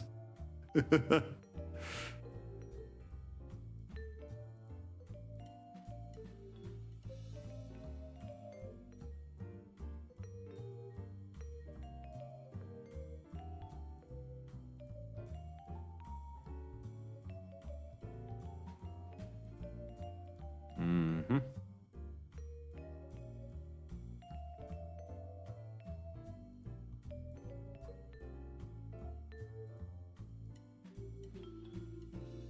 But it's fine. If you guys don't think it's a good idea, we'll just make that like the 2,000 follower goal or something.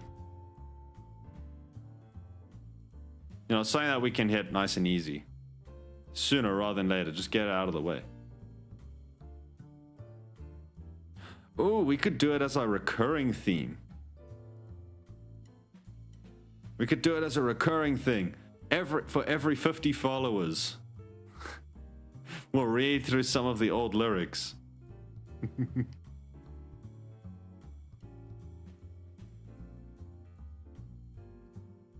Where's the rap redeem?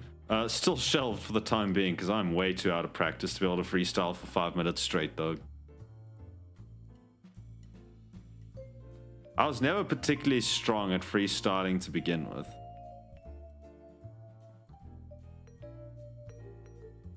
I was more of like, oops. I was more of a write this shit down kind of person.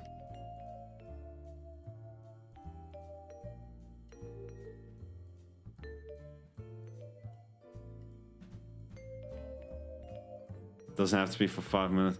Though you're gonna still... Can be 3 hours? Who the fuck do you think I am? Juice World.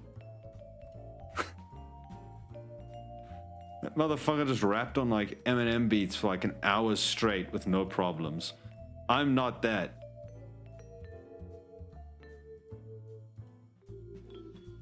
You're just gonna get some like lame ass shit, dude. You're gonna get like...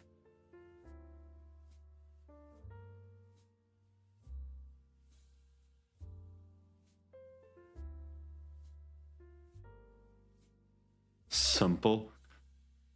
Uh-huh. So, Clicks, if I rap for 3 hours straight, how many gifted subs is that gonna be? I'm thinking a sub per minute.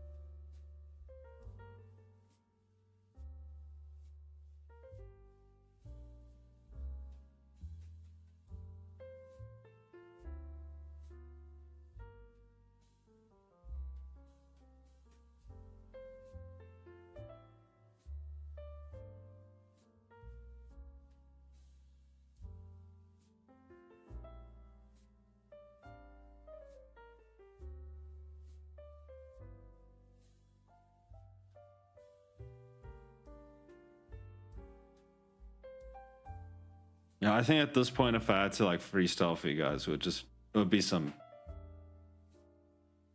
I lived in a house with a mouse, and the mouse wore a blouse. And the mouse lived with a louse.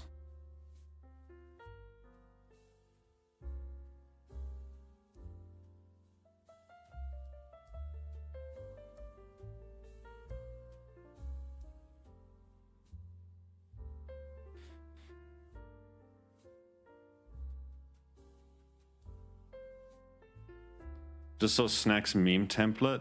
It's impressive. You spend more time on Discord.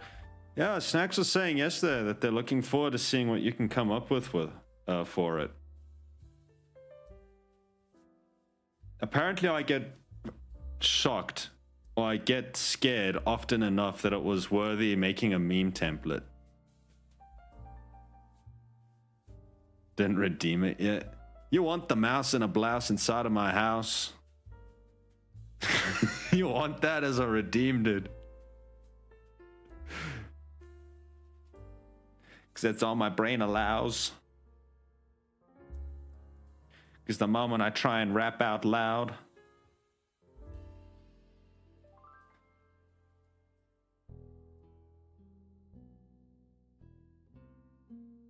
are you on mice on? Oh no, we have a bit of a rat problem outside at the moment, but I guess it comes with living where we do. So, can guarantee you those rats don't wear blouses though.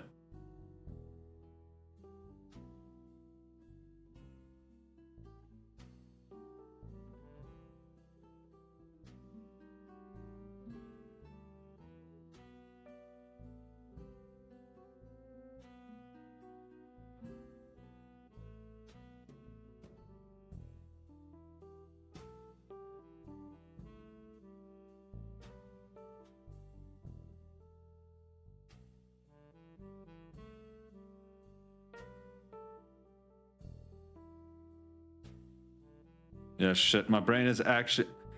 Well, thanks, Clicks. You've now got my brain going and trying to figure out rhymes. I'm trying to, like, dig through my rhyme bank of years past and see how much I remember.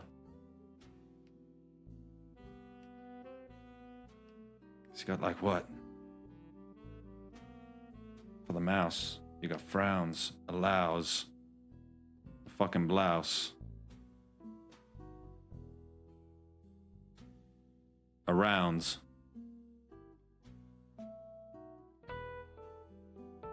I suppose it got aroused, but I don't know how that would have fit with the mouse.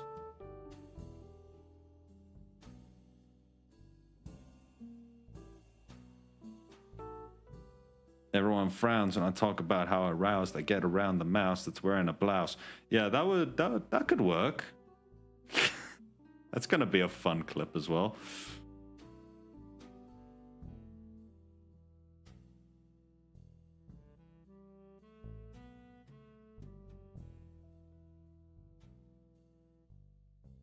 That was a compliment, by the way. Oh yeah, Nick really likes your meme template, in case you didn't see it.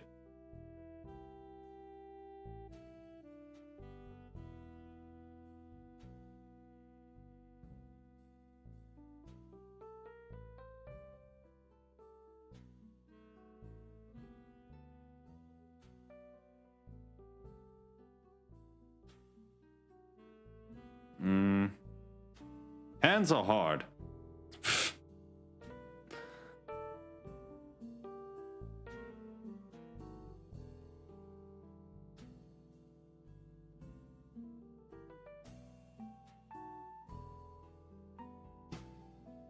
That little finger is way too big. Ah, damn! Especially compared to everything else. Hang on.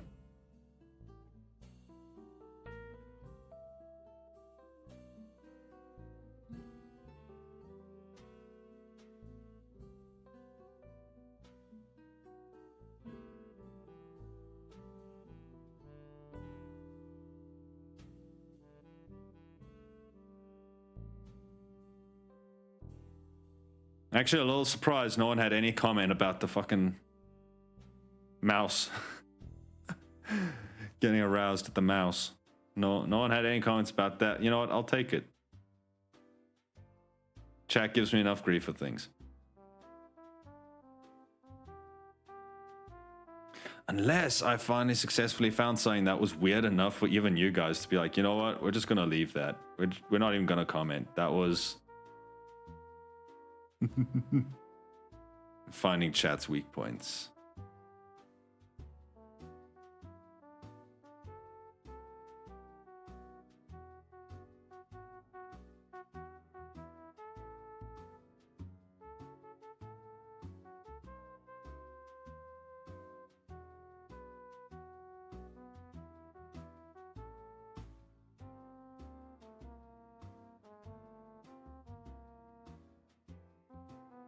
So how are you guys all doing down there in chat? How are you all holding up? What are your guys' plans for the weekend, if you have any? Friendly reminder, I'm not sure if this is necessarily true globally, because I know some countries do it at different points. But friendly reminder for any South Africans in chat, Sunday is Mother's Day. So if you haven't made plans, you must get to it.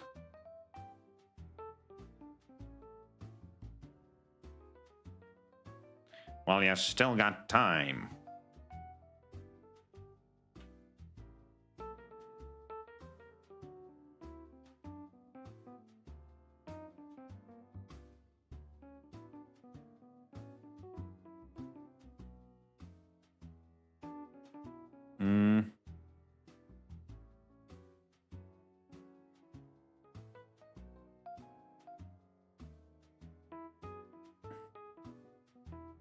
Sunday here too.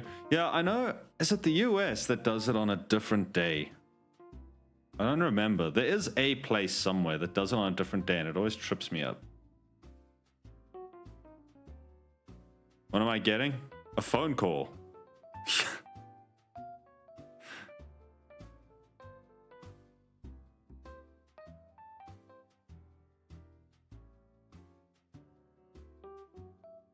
You will be receiving the pleasure of my company at the end of the month.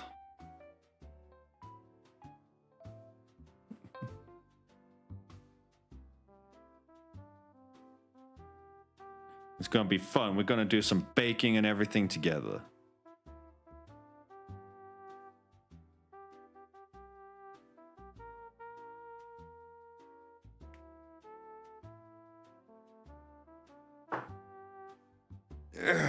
Okay. Let's finish off the sleeve.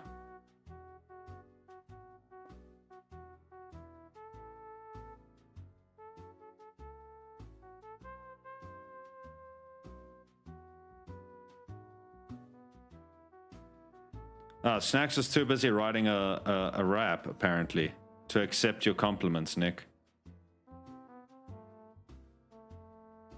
Just want to be sure that you're aware of that fact. So rude, cancel the stream. Nah, I said I'm gonna go visit my mama at the end of the month. And I'm done with Star Wars. And we're gonna bake a pie and everything. It's gonna be fun.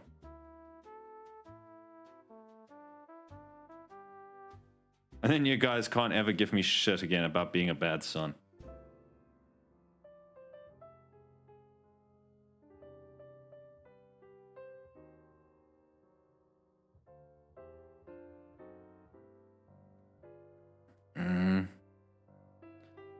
Tell her we said hi. You can tell her yourself. Ma, Click says hi.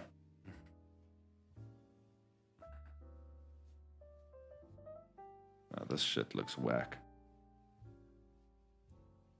Do you have siblings? I have an older sister.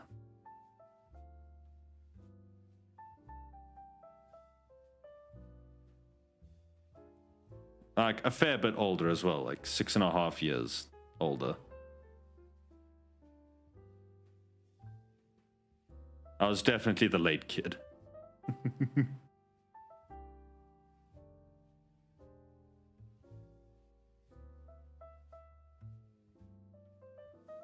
US is Mothering Day, I think.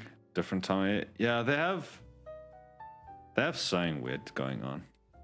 Also, it was... Spartans mice got them lice, aren't they nice? Need advice, be more concise, roll a dice and will be nice. Streams of fools, paradise, but it will suffice.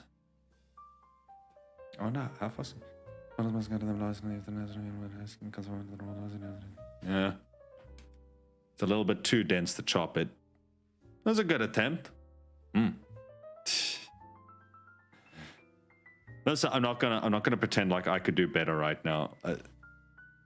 I'd probably also... I'd probably be worse, honestly. I'd probably just absolute trash if I had to try and write a song at this point.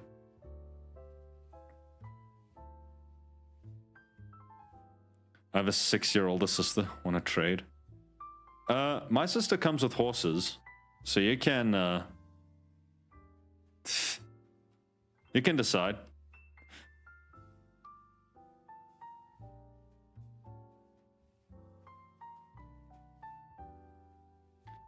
Hope your daughter treats you better than your son. Thoughts and prayers? So fucked up.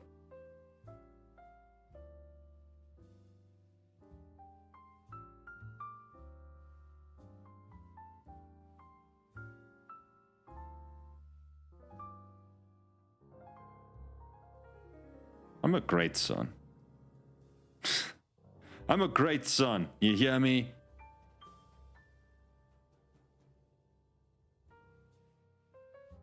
Apple of my eye. It's just giving me flashbacks to the ringtone you used to have for me.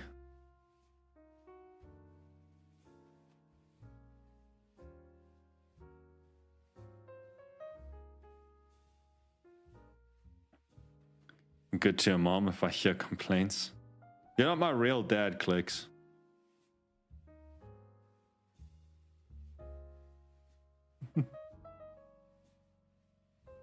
She's forcing you to say that.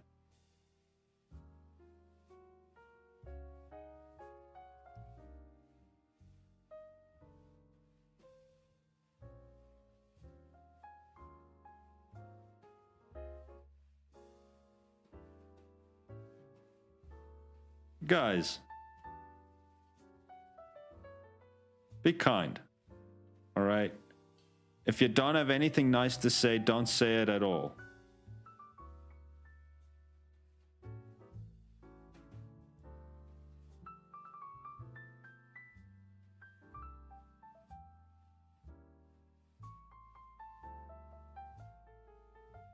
Gun to the head? What the fuck?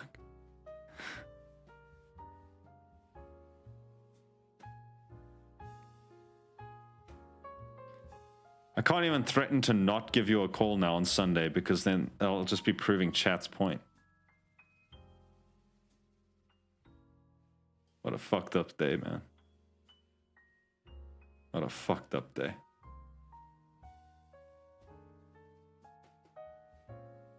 Might as well unfollow. Please don't.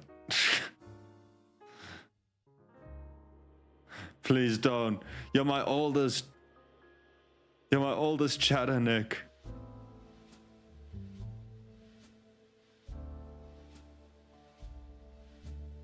I don't think I could recover if you unfollowed.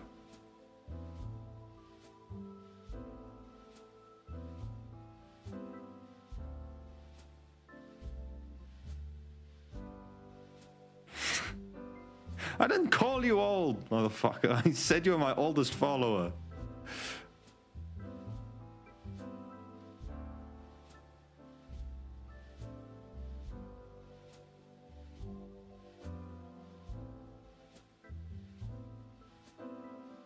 Wow, I suck at drawing sleeves. I need to work on that. So you call him old? No, I called him. Now got me panicking. Now I can't think straight. I called him an invaluable part of the stream and the stream's history.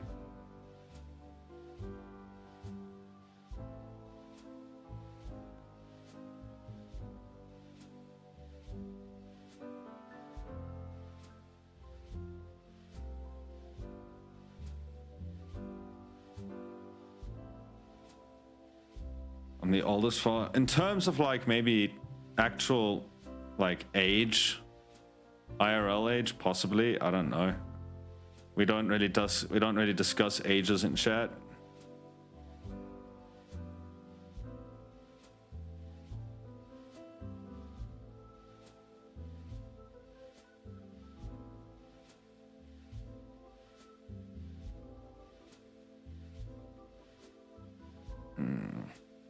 I fucking hate drawing it when clothes bunch up.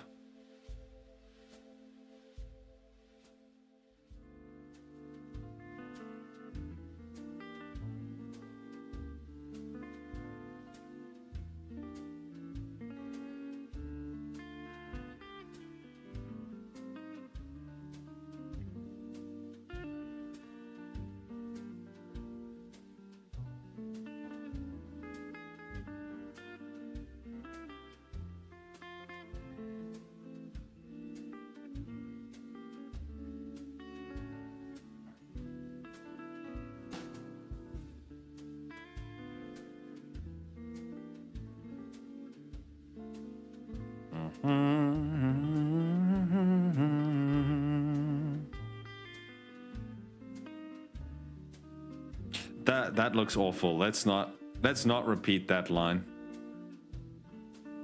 Let's not repeat that line. Let's not. Let's not. Yeah. So, shut the fuck up. You didn't see anything. You didn't see anything.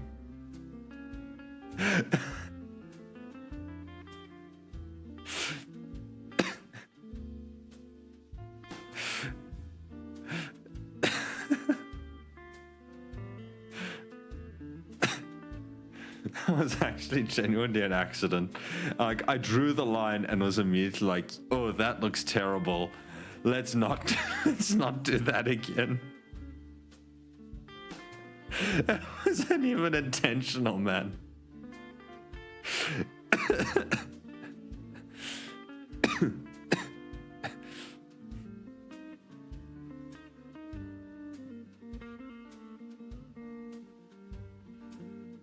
back from your walk? Welcome back.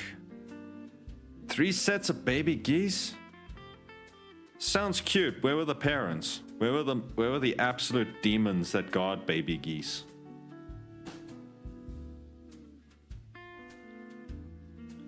And he said, guys, calm the fuck down. It was one line that was just a little bit questionable, okay? Parents are there too. They're pretty chill. I've had geese attack my car before. Like just driving past them. Very slowly. Because I didn't want to drive them. I didn't want to run over the damn things and had to like... Yeah, I could hear them pecking on the door. It was, that was interesting.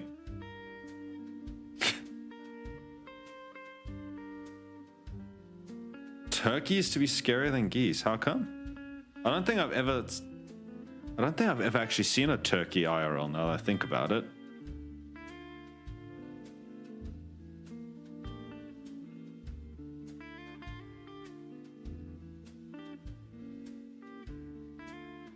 Now we're calling questionable. How rude. How rude. Listen, it was a mistake. I can't even go and clip that moment because I'm pretty sure Instagram will be like, what kind of smut are you busy posting on our platform? We can't have that. No, sirree.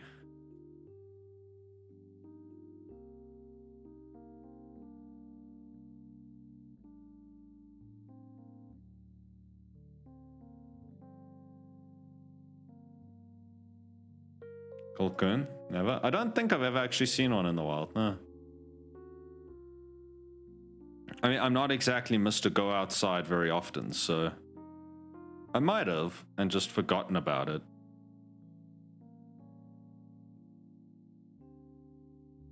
We have wild turkeys around here. They're huge. They'll fly, jump at you and chase. Oh my word, okay. Yeah, that sounds intimidating. I don't blame you for being scared of the turkeys.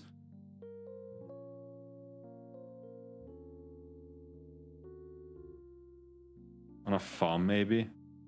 Still what I mean by like the wild. I don't think I've seen them out. Like I have seen turkey in you know, cold meats packaging. I've seen turkey pre-prepared, cut up and chilled. I have not seen it. I've not seen a living one, I don't think. If I have, I've forgotten about it. As honest threatening. Yeah, generally once the turkey is you know, vacuum sealed into a packet in neat little slices, it's generally beyond the point of causing damage to you or harm to you. So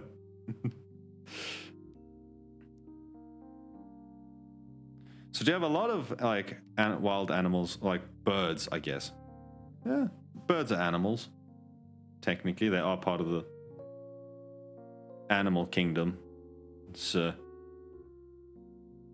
I really need to sit down at some point and go through all of the photos that I have of the various birds that I've taken in the area.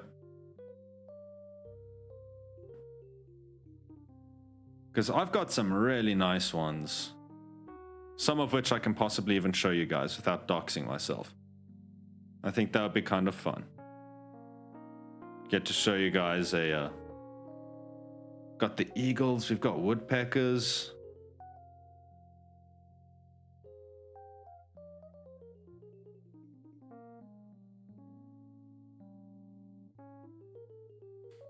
Turkey, geese, ducks, some other smaller birds.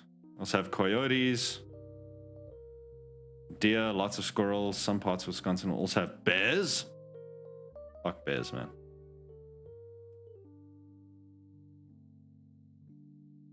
I was watching a thing the other day. I was like on polar bears, and I was then basically just pointing out that, you know, the polar bear has no natural enemy. And because of the environment they live in, if they smell you, they will just hunt you. For like hundreds of miles if needs be. And they don't give a fuck. Like, nothing will scare them off. Like, you can shoot a fucking polar bear and it just won't care. You've just made it annoyed. I'm so glad we don't have bears here. We don't have bears in South Africa, right? I don't think so. Bird smuggler? I am not a bird smuggler.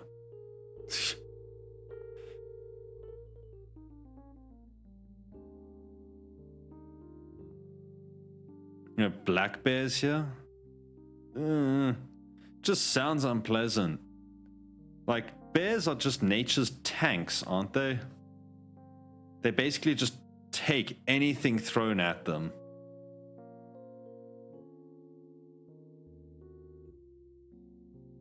We have lions, but I mean, maybe I'm just desensitized to the lions. I'm like, yeah, we've got a lion. Sure, I wouldn't want to be walking out in the bush in the middle of night and then see a lion looking at me. You know, that's not on my list of things that I would be thrilled to see in that situation.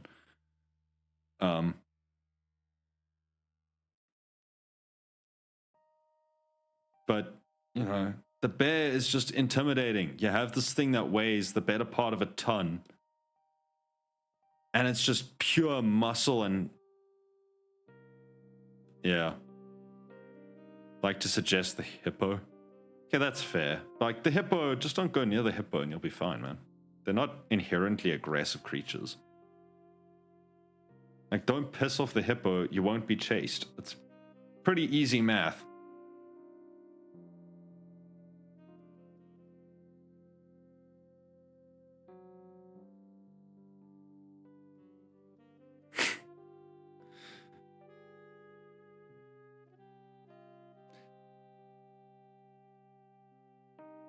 The hippos are cute. Yeah.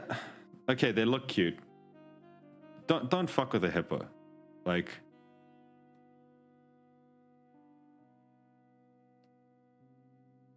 not inherently aggressive? Yeah, listen, I'm not gonna... if I had to see a hippo while I was out at night, you know, I wouldn't be thrilled about life, but I'd feel a bit more, you know... I'd feel a bit more safe about the idea of being able to just back away and the hippo not just fucking trying to kill me for existing. I know they're vegan. They've swallowed people. That doesn't...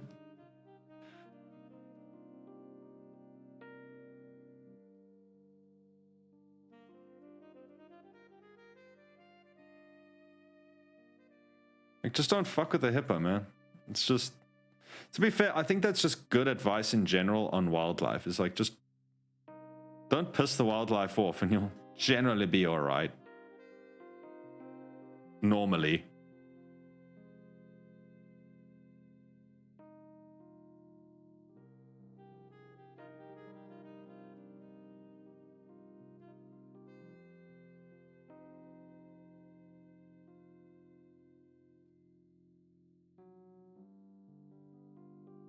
Also, if you go to a water source, just fucking double check what's in the water. Don't just get in there. I mean, that's also valid advice for crocodiles. So, you know. Do with it what you will.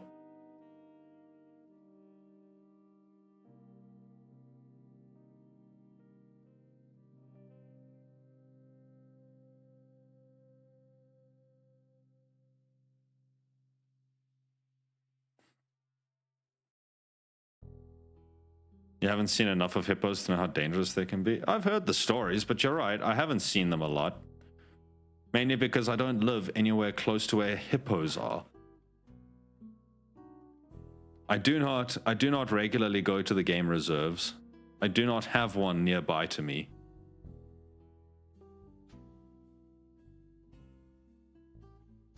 Buffalo? Okay, no, I'd never fuck with a buffalo. The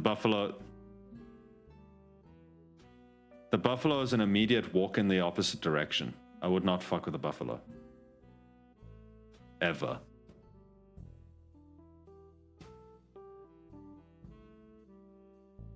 It's another reason not to swim in lakes or go camping. Exactly. There was a friend shared a story, or it's a joke, I guess, but from a Kenyan comedian, and he was relating his first time going to the US, and you know, he went there and there were a bunch of people and they invited him out and they invited him camping, and he said, well, what is camping? He didn't know. And they said to him, oh, you know, it's cool. You go and you go off-road, you go and live in the bush, you know, you cook food on a fire, you sleep under the stars, and you shit in the bush, you know.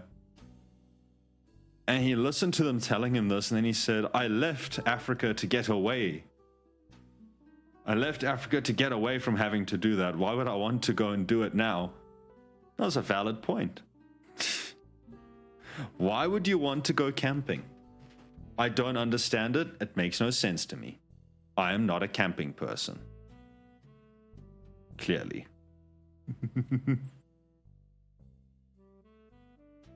Baby hippos are cute. I don't think I've really looked at pictures of baby hippos. I'm gonna be honest. I've possibly seen and just never really thought much of it.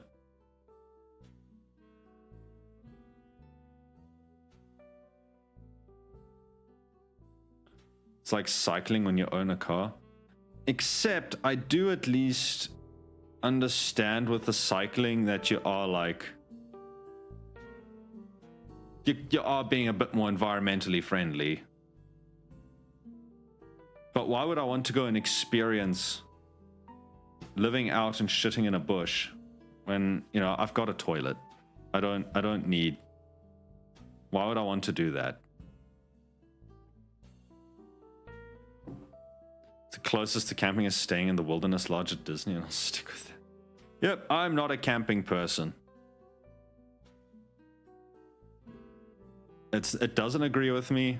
I don't agree with it.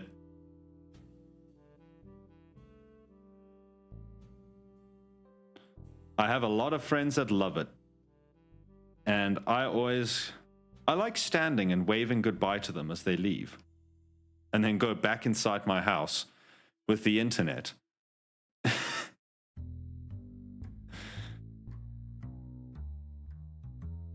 With an internet. Nice, I'm really sounding old. With the internet, a working bath, working shower, a working toilet. It's great, I love it.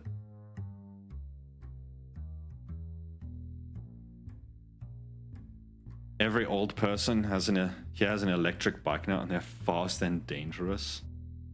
Oh no. The elderly are starting to get mobile again.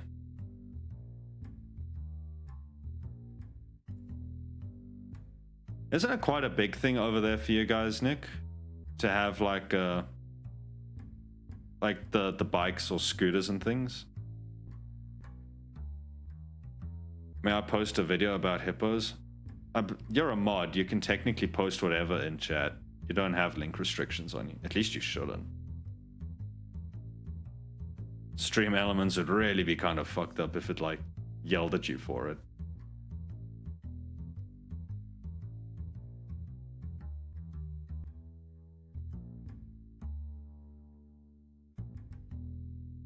The Dutch are the bike guys? Ah.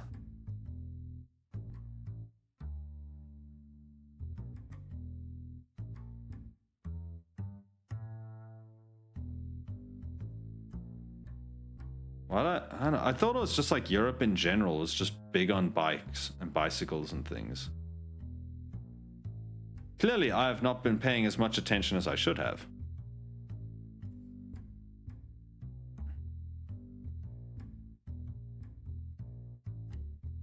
Yeah, there you go. You got in.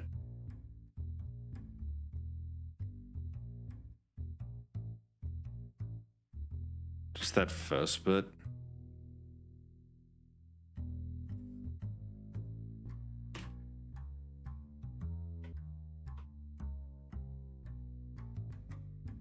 We haven't even done her hair yet, dear lord. This is gonna be another one of the This is gonna be another one of the whatchamacallits. This is gonna be another like Stormtrooper one where it's gonna be like 6 streams to get this done. Bicycles or motorbikes? Bike is a sport, like the World Cup and stuff. We're into that. We're good at that. Hey, let's go. Let's see.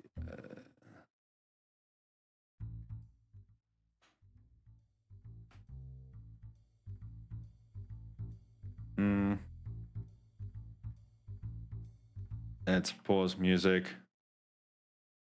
It's my browser audio.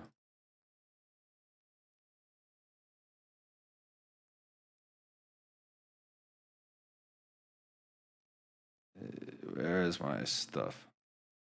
Yeah, let's see what Snacks has sent us.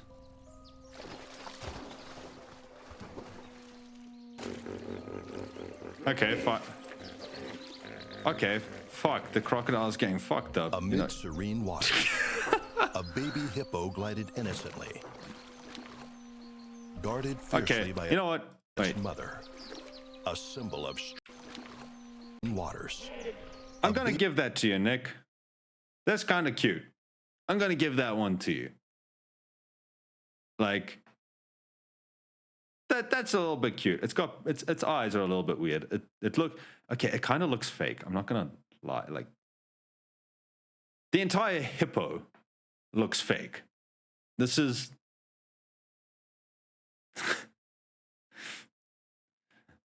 like the hippo as an organism doesn't look like it should exist. It's so cute. It is. It's lethal. Baby I mean, look at the hippo size of its mom. innocently,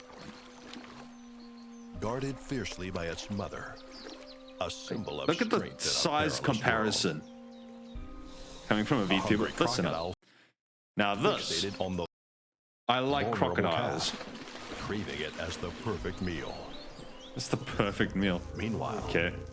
majestic lions are prowling near the river, Majestic seeking lines. for a prey. Like, look at this. All right. This thing, like, the design of this thing, this is like, they don't look like they should be real. I'm gonna be honest. Hippos don't look like, they look like they were designed by a committee. Like, you don't like the taste? Yeah, crocodiles taste crap. They don't, like, they taste of very little. It's just like really watery, stringy meat. It's kind of unpleasant. I don't know why people would eat it. Love every animal except turkeys, which is why I suppose you like seeing them in cold meat packaging. Want to ride one? I wouldn't suggest getting close to a hippo if you can avoid it. Their little nostrils are so cute. Listen, the baby ones are cute. This thing looks mean. Fueled by boundless motherly love, Boundless motherly the love. resolute hippo mother stood prepared to shield her precious calf from any threat. Unyielding and Wait, undaunted, oh, that's perfect. It is, the after all. resolute hippo mother stood prepared. It is, after all, Flat Fuck Friday.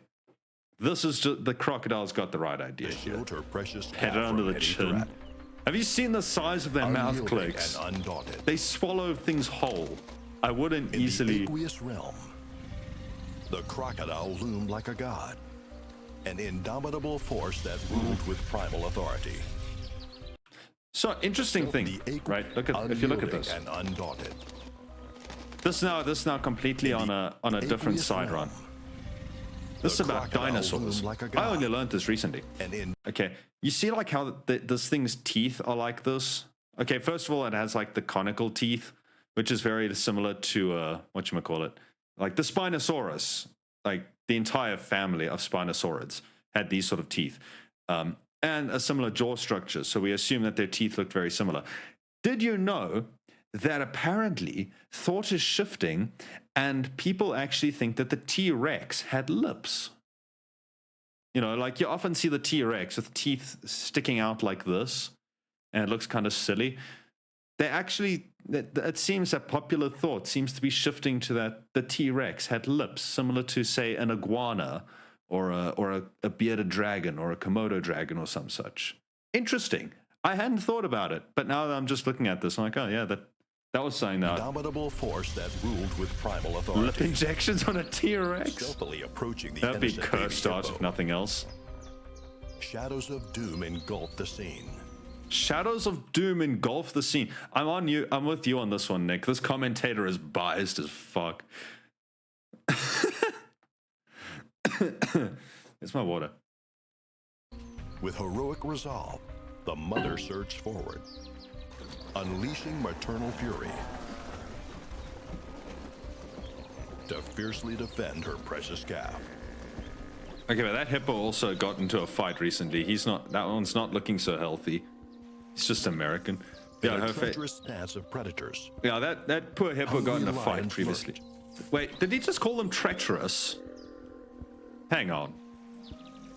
In a treacherous stance of predators, hungry lions lurked, poised to pounce at the perfect moment. They're not treacherous. With They're just calculated doing steps, what they they're. approached, They're just living. fixating on the vulnerable calf. Okay. You know what? I'm gonna give this to you, Nick. It's a little bit cute. Vulnerable calf. It's a little bit cute. Can I get this in? Nah, that's as good as it goes. It's a little bit cute. I'm gonna give it like a pit bull puppy. Yeah, I mean it's this one looks cuddly. The big one's not so much, but this one looks alright. This one cuter than your purse with teeth. You may as well have referred to it as a set of high heels. Jeez, when it smooshes his little face. I think its mom might have trouble. But yeah, like this one has very like squeezable, this one's got soft cheeks. This one is very much so couche. This one's cute. Yet, the mother stood valiant as a conductor, shielding her offspring with fierce maternal courage. As a conductor? That In was a a weird daring choice of display of word. desperation, the lions leaped into the river, underestimating the mother's power. As they Shrek closed in is on the calf, actually though. the fearless mother confronted them, unleashing a primal fury that left them stunned and defeated. Okay, you know what? This is kind of on the lion, like. You can actually kind of see the lion's face. This lion is kind of like, fuck, we fucked up, guys. Get out of here. Okay.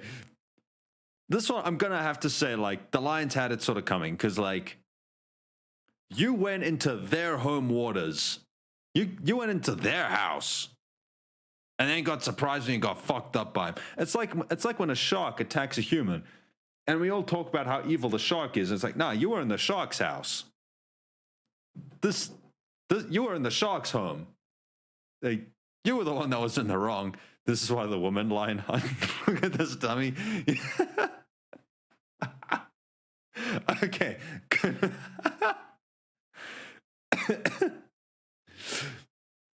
Okay, good one. I'm actually the male just gets his ass kicked.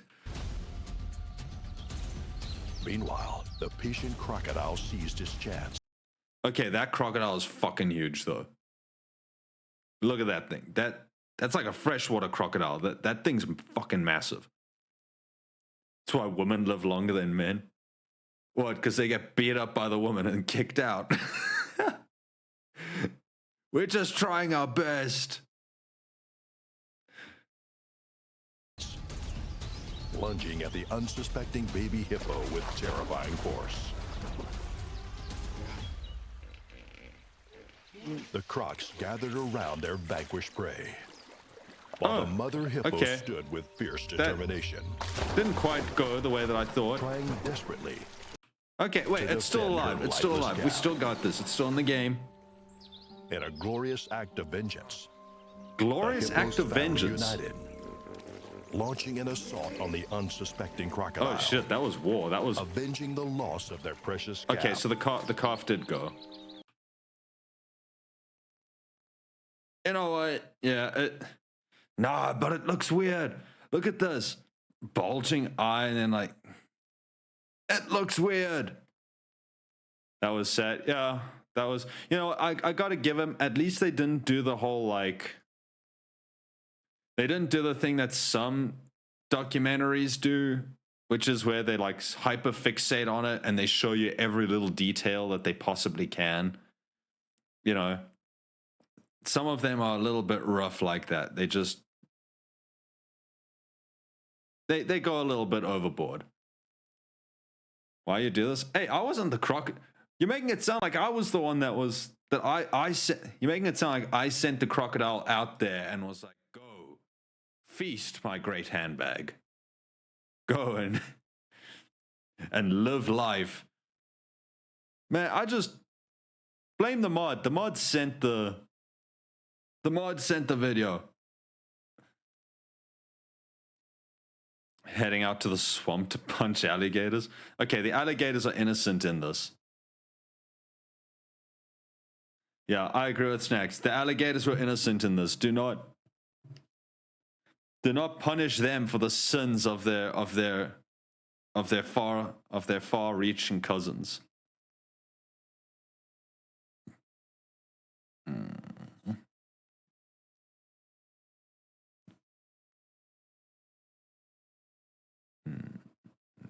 I hate these sort of boots. They're too freaking... Africa is rough. Yeah, nature's rough. Oh yeah, music. That's why I say, like, the lions aren't treacherous. The lions are just trying to live, man. They're just trying to do their thing. And incidentally, this is why I have a lot of problems with the newer, like with the Jurassic Park films. Okay, like the '93 Jurassic Park film, great film, love it. But I have a problem with how they make the dinosaurs this weird, evil, antagonistic force. And it's like, no, the antagonists in the story are not the dinosaurs. The dinosaurs are animals. Just trying... Like, the dinosaurs are just animals doing what animals do. They're eating. They're chasing. They're hunting. The dinosaurs are not evil, but they, especially in the newer ones, they make it like the freaking, like, carnivores have this freaking desire to just murder as many humans as possible. And it's like, no, that's not how it would work. But fuck it, they wouldn't have a movie, would they? Also do not like the new ones. Yeah, I don't like Jurassic World. Okay, Jurassic World was inoffensive at best, right? It wasn't particularly interesting. It was kind of boring. It was a rehash of the first film, but it was inoffensive. Okay.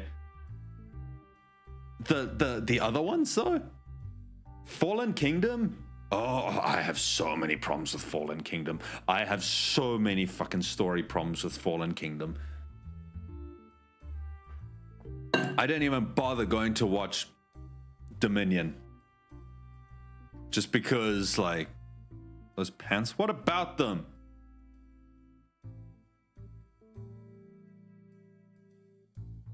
I have to be careful about where I add in additional lines, okay?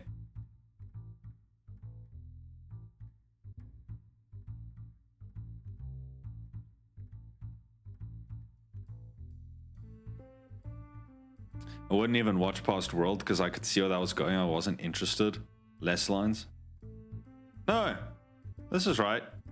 Maybe that is like a bit too much, but this is broadly more or less correct. Where's my reference? I need to see what her hair looks like. Yeah, so do we spoil when did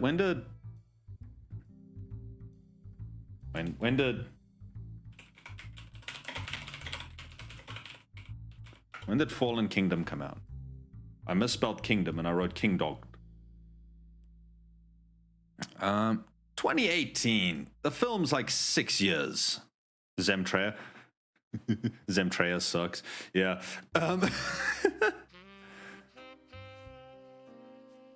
Okay. The ending of Fallen Kingdom. Fuck. When the cloned girl releases all of the dinosaurs into the world, because, quote, they're just like me. And like, no, they're not just like you, because you're not going to cause massive problems for humanity. You're not going to release a bunch of carnivores and things that have now proven that they will eat humans. You are not, you don't eat humans as far as has been established in this story, but you're gonna release them anyway? And they just smile at her and go, oh, you did the right thing. What? The entire reason that the third film even exists is because some, like, 10-year-old girl pushes a button.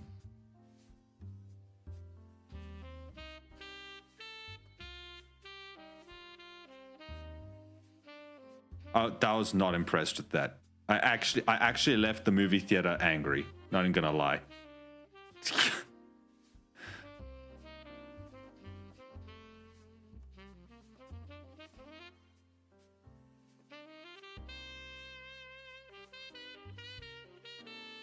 Thanks for spoilers. Okay, I probably should have said like spoiler alert. But at the same time, my biggest spoiler would actually be don't go watch it. Just don't. Save yourself the trouble. Don't go see it. Bad franchise now. Okay, okay. I'm gonna be fair to the creators, the writers. Apparently they're making a new one, by the way. Apparently there's a fourth Jurassic World coming out. I don't know what else they can do with it. In fairness to the writers, Jurassic Park was unique in that it bestowed a certain sense of wonder on the world, because it was the first time we got to see humans interacting with dinosaurs in such a specific way and everything. And to follow up on that is like basically impossible. I have to just give it to them. I'm not actually sure what the hell they could do with the story to make it interesting at this point. But still, it's not whatever the fuck they chose to do. Read the first book last year for the first time. Oh, the first book is so good. I kind of like the second one. The second one is kind of cheesy in its own way. Lost World is kind of stupid in its own way. But it's also really well written. Crichton did such a good job with the book. I think what like surprised me most, and I read the book as a kid, because I was like, oh, Jurassic Park. I think I was like 12 when I first read it. Because I love the movie, and the movie is really like child friendly, so it can't be that bad. And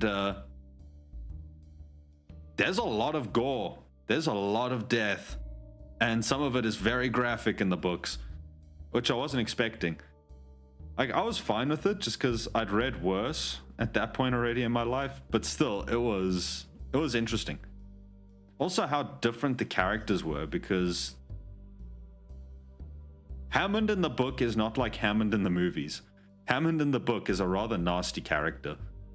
Like, he's just bitter and angry. I like him. Like, when I say I like him, I don't mean as in like, oh, OMG, I relate to him so much. I mean it in terms like the characterization is really good. Like, yeah, good character, yeah, but you hate him. You hate him, but he's a good character. That's the thing. And I love that balance. I remember when I first read the book, I thought Hammond was going to be just like Hammond in the movies, and he was going to be the sweet, lovely old man. And then you're like, oh, he's not a sweet, lovely old man. He's a nasty piece of work. He's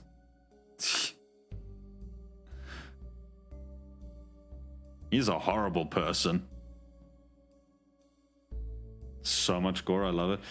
So the thing that actually sticks with me the most about the first book, right, is the opening sequence, how it's written. I don't have the book in this room, otherwise I would actually pull it off the shelf right now and I would read it for you. Like the first chapter, it's just so well done. It's so well done. It's so visceral, and it sets the stakes right from the beginning. I love it. What makes them bad? Do you mean Hammond as a character? He's just very... So, Richard Attenborough did a really good job of making this likable old man who just wants to bring joy into the world. And he just wants to make the world a better place, and he just wants to bring dinosaurs back so that he can see children smile and have fun and everything. And then you have Hammond in the book is like very profit motivated. And it's very much ego and pride from what I recall. I haven't read it in a long time, but it is very like... He's a flawed human being, and one that uses the friendly old man guise to get what he wants. And unlike Hammond in the movie, he doesn't like his grandkids. He doesn't like them. He thinks they're a pain in the ass.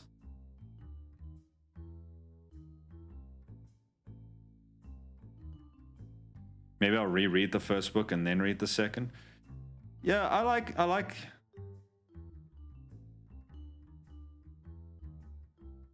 the second has very tense moments as well. And it's very, very different from the film. Just don't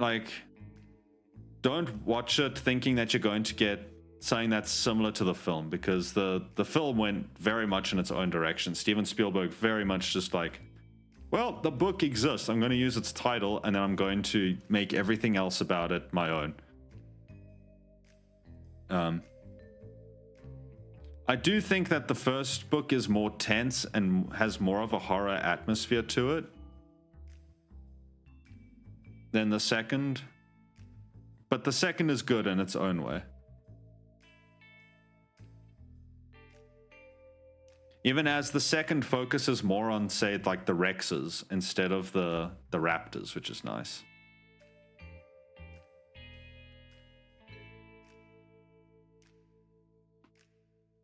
But yeah, if you read it, well, when you read it, I'd love to hear what your thoughts are on the second book.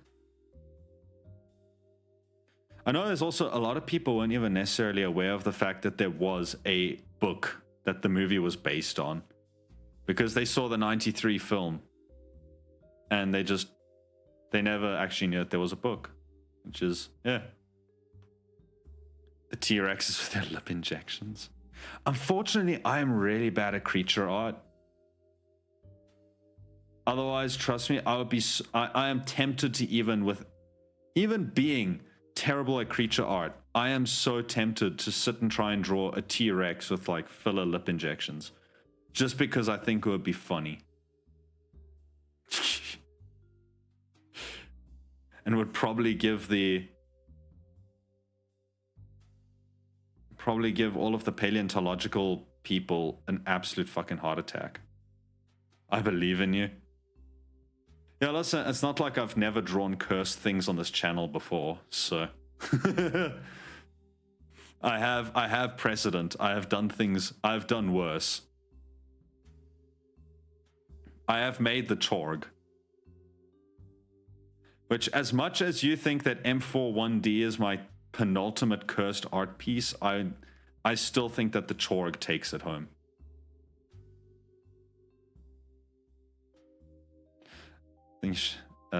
Let you know what I think. I'd be interested to know it, because yeah, I like a lot of. Okay, I actually think Michael Crichton overall is a really good author, or was a really good author. I've got some of his other books. Andromeda's Strain is really good. What's that one with the fucking disease? No, not the disease. The disease one, the virus one is Andromeda's Strain, and Andromeda's Strain I think is a really good story.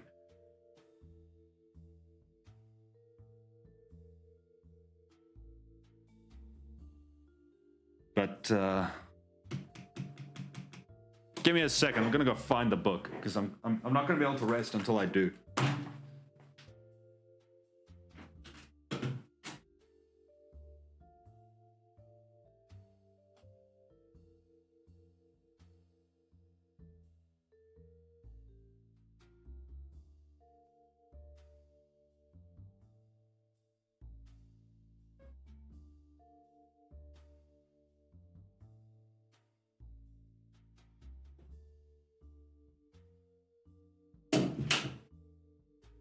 Found it.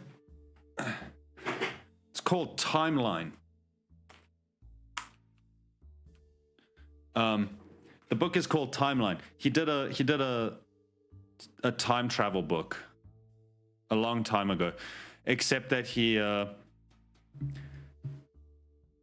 do I put it? I don't want to spoil it, but like the ending. As a kid, when I read that, the ending actually gave me nightmares for such a long time. And I wasn't someone that was like easily perturbed by the things that I read, but the ending of it like actually scared me a lot as a kid. I love that book. 10 out of 10 would recommend. Should add that to my list. Been wanting a new virus book. It's an interesting subgenre of literature. I actually kind of wonder how much the virus book has exploded in popularity post-COVID. Say less, I'm sold. We'd love to hear it. What kind of books do you normally like to read, Mindy?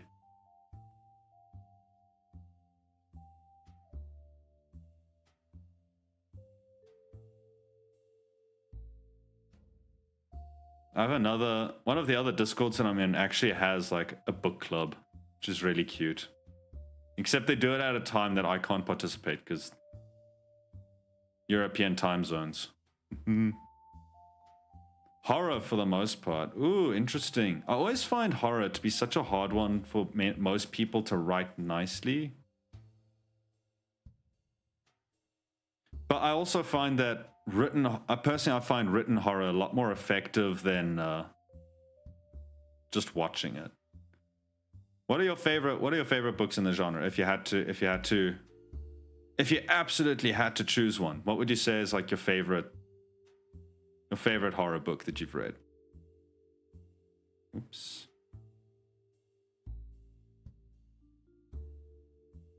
EU time and metric system for everyone. Life would be so much easier if everyone just swapped over to Zulu time. I'm just saying, it would just help if instead of it being, if right now, just for everyone, including in the US, it was right now 20 to 10 in the evening. And it just means that for the Americans, PM time is when the sun comes up and AM is now, nighttime. It would just be so much easier. It would make it so much easier to coordinate shit because it would always just be, hey, what time? And 5 a.m. would mean 5 a.m. for everyone. Or, 10 p.m. would mean 10 p.m. for everyone. It would make things so much simpler.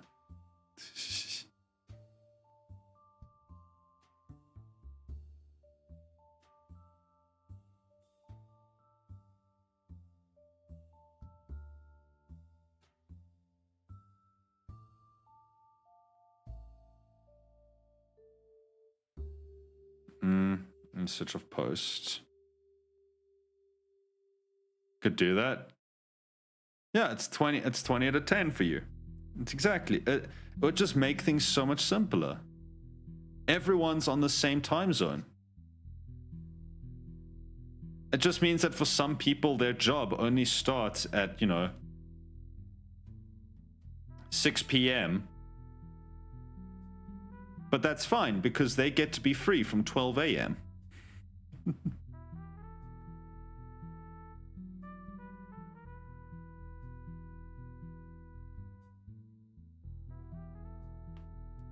You're loudly chewing on an apple, hoping to annoy me through the void. I'm not easily disturbed by things like chewing sounds anymore. There was a time when I would have been really disturbed on it, but I think it was also just because of the medication I was on made me very touchy. Made me very sensitive and like moody about things.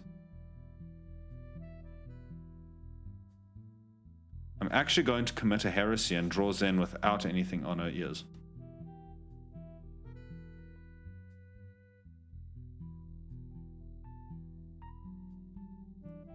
Okay, well, obviously Jurassic Park is up there, but I also loved The Ruins by Scott Smith, Playground by Aaron. Your God was absolutely fucked up, a splatterpunk with Children dying on this playground. Wow, okay. Slewfoot. Wait, I'm going to take a screenshot of this because there's a lot of names there and I would actually like to look up for some of these.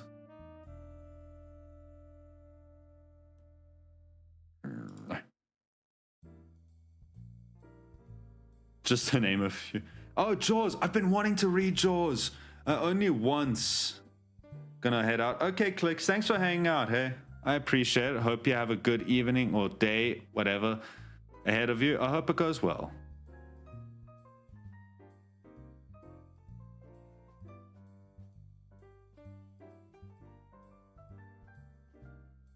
Yeah, I've only, I only got to find Jaws in paperback once. Many, many, many years ago. And I never saw it again. Yo, Mind Mindy, Eiley just subscribed. Mind Eiley, thank you for the sub. I appreciate it. Has Mindy told you how many books she reads per month? No. How many books do you read per month? I had to sub because I got an ad during book talk. I'm so sorry. It wasn't purposeful exploitation, I promise. How many books do you read per month? I remember when you and Mr. Michael Mouse moved, you guys were like moving a lot of books around from what I recall and having to find place for everything.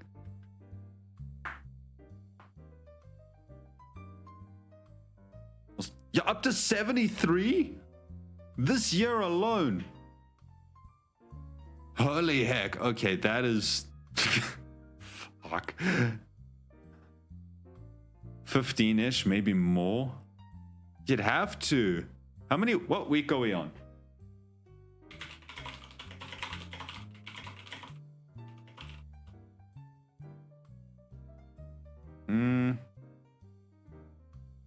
We're on calendar week 19.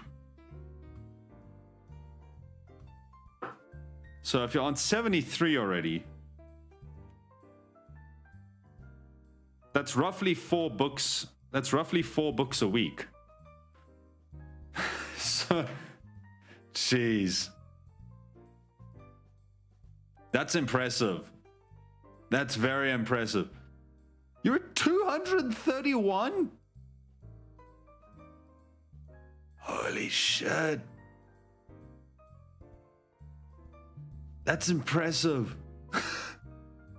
First of all, okay, I wish I could afford that many books, but even if I could, I don't know if I'd have the time to read that many. That's wow. You have major respect.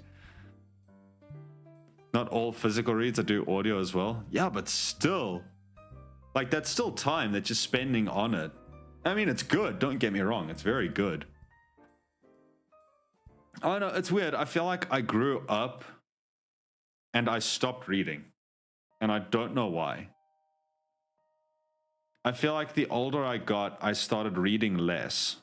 And it's not something that I'm necessarily thrilled about. Because I did enjoy it. When I was a kid, I absolutely devoured books. Like, I was probably reading on a similar pace as you when I was a kid.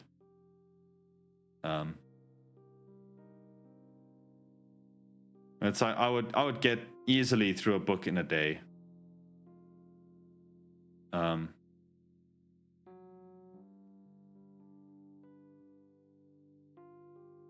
Interesting.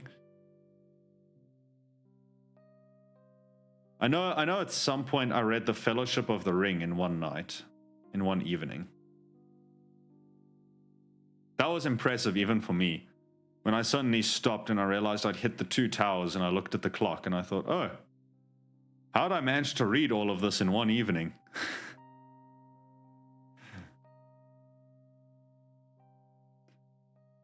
I definitely have a bookstagram, start a booktube channel.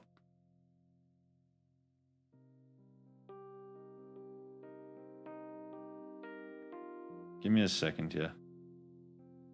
Do you want to drop a link to your channel? Because like, just tell me if you have a link and I'll permit you.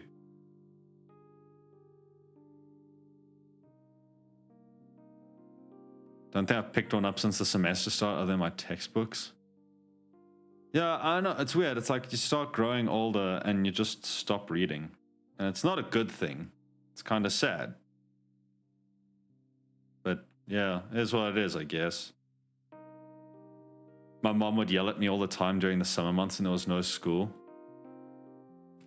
Because I would stay up reading all night.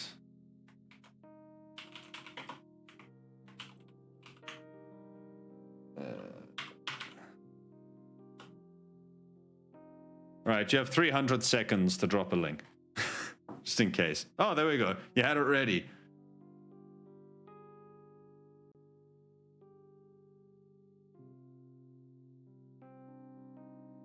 I'm gonna go have a look at that after stream or tomorrow. Okay, there's something I really like about BookTube. It's like generally I find, I generally find the discussions to be pretty interesting. But then also, I generally find the community to be somewhat nice. Not all of them, obviously. And some people cause drama for the sake of causing drama. But there's something cozy about BookTube often. I like just putting like some channels on in the background while I work. It's nice. It's new and I'm very nervous. But it's been fun. You know, I think it's the same with streaming, right? It's really horrifying. It's scary putting yourself out there in the beginning. But the fact is you've made a start with it. Like you've actually started trying to put things out. And that's more than like 90% of people do. Lord knows my YouTube has been terrible. I haven't been good at keeping up with it, so... You're ahead of me.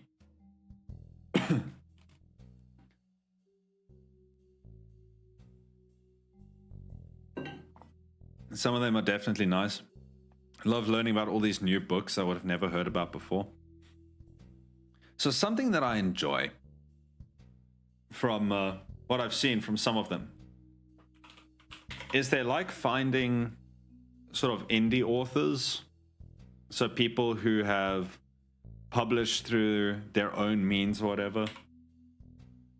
And they go and they read these guys' books. And like they'll give as much like positive feedback as they possibly can. But like they'll also, if the person so desires it, they will give feedback on like, I think this arc could have been done better. I think this story could have been written. I think this character's arc could have been done a little bit better. I think the story dragged a little bit in these parts, and this is why. And I just thought that's really nice. They're not just posting a review, absolutely tearing it to shreds and going like, this is the worst thing ever. This should never have been published, and this person should be ashamed. They're usually like, they'll be like, oh, these bits were a little bit, you know, they kind of dragged a little bit, but they could have, you know, if they did this instead, I think it could have worked out really nicely. You know, and I thought that was nice. I thought that's, it's nice to see some positivity in those sort of things. I think it's, especially because I think often the negative shit is what gets clicks, right? Normally it's when you're super negative about something and you just yell about how it's the worst thing ever. That's usually what gets people's engagement up. So I like it when they do something that's positive. Did one rant review already. Couldn't help myself. Also, I didn't even really rant according to... Yeah, I think that's also like... If it makes you feel better in terms of like ranting. I did a section the other day of like 20 minutes just talking about bad submarine design. So I feel like that was a rant because no one asked for that, but they got it anyway. So I'm definitely gonna check it out after either probably tomorrow because it's already getting a little bit late here.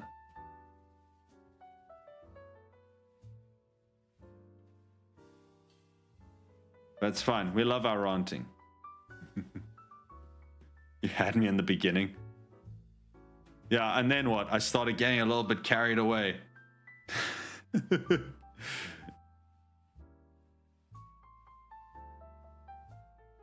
Appreciate the kind words and support. No, of course.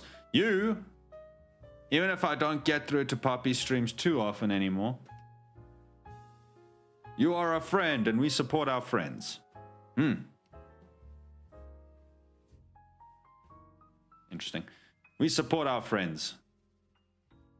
So I'm excited to see what you've been doing.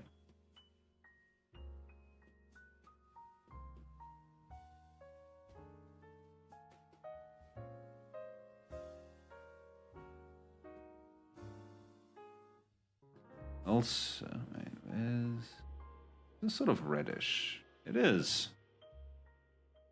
Perfect boots color.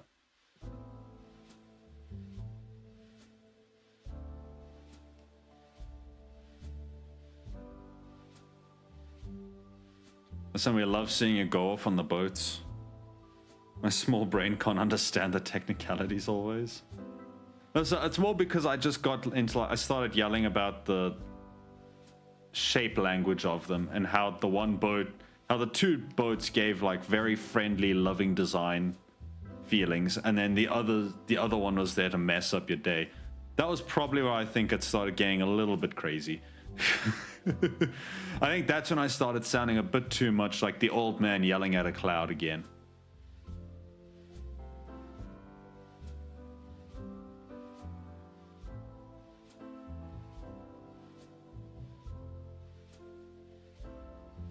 That was still interesting. So what was it? Was it the torpedo tubes? Was it me starting to go and search for how many torpedo tubes the things had? That might have been it.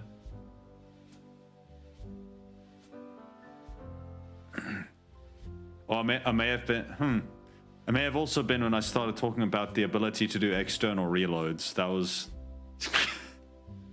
You know what, there's a couple of points I may have lost you on that.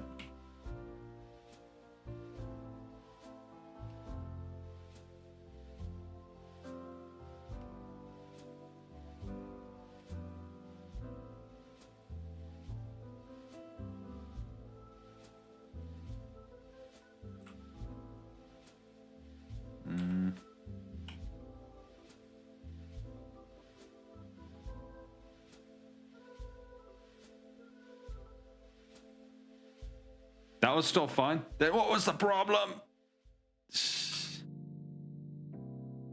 And I got distracted and came back 10 minutes later and he was still going, yeah, that's sort of what I meant. It was a rant way longer than anyone had any desire to see going. Just on British submarine design in the Second World War.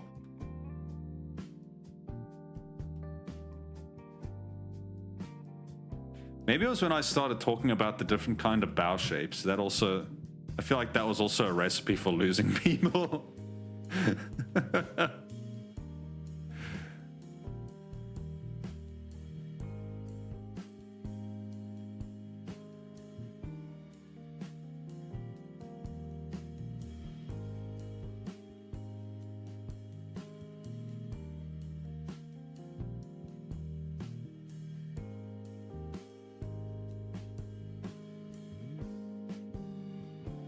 Definitely after the spoon bow. Okay, but in fairness as well to you, the spoon bow doesn't even look like a spoon, which is why I think that's confusing. So, okay, I'm about to get unleashed again. Hang on. So for anyone not familiar, let me get a nice sharp color for this.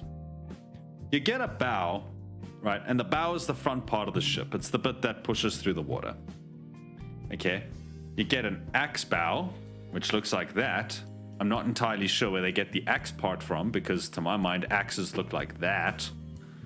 But that's an axe bow, okay? Then you get the plumb bow, which is basically a straight line down. It's just that, okay? And that's not very efficient, but that's very, whatchamacallit? It's very old-fashioned boat design. You get the more modern ones, which is the bulbous bow, which looks like that. It has this big bulb right at the bottom. to help push through things. Okay, and then you get. Wait, let me just double check the name.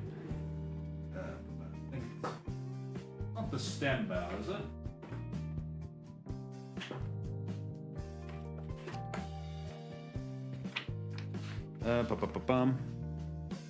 Raked. Raked is the classic. Okay, the raked. Raked is the classic one that you see that kind of looks just like that. Okay. And you get another one. And this is the weird thing. You get something called a spoon bow. Now a spoon bow, you have your upper deck there, right? You have your freeboard there. And the spoon bow does that.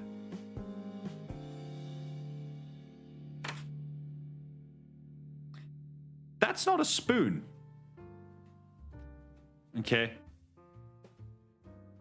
This is like one of the more classic boat shapes. All right. That's a spoon. This is not a spoon.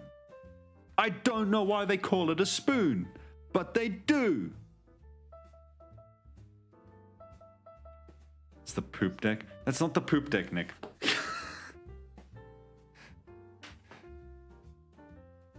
Looks kind of spoony. Maybe if you like really squint, it looks like they cut a spoon in half. Then I could kind of get that bit there.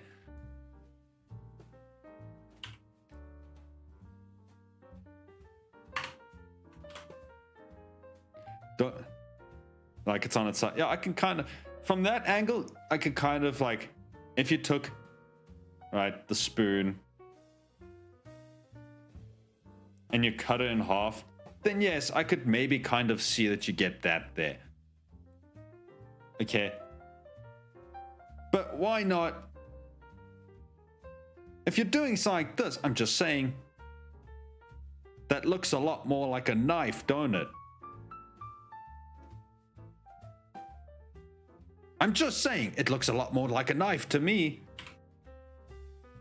So, yeah, this will be the bit where, like, someone finds the VOD on the VOD's channel in, like, 2 years' time and gives me a very in-depth explanation as to why it's called the spoon bow.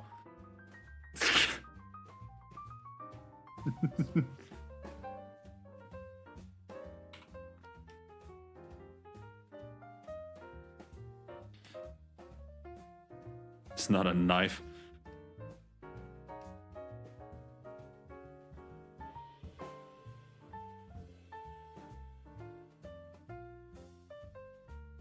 One hour later. We're not doing 1 hour later. I don't have time to do a 1 hour rant on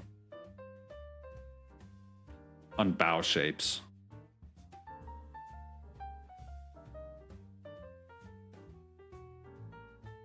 And Nick, let me know if you ever actually want to find out what the poop deck is, because it's not the bow, I can tell you that much.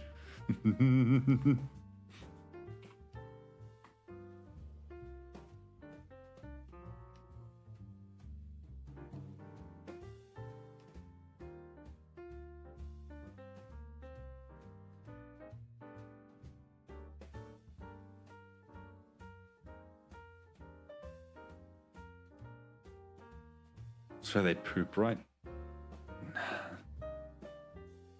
Not quite.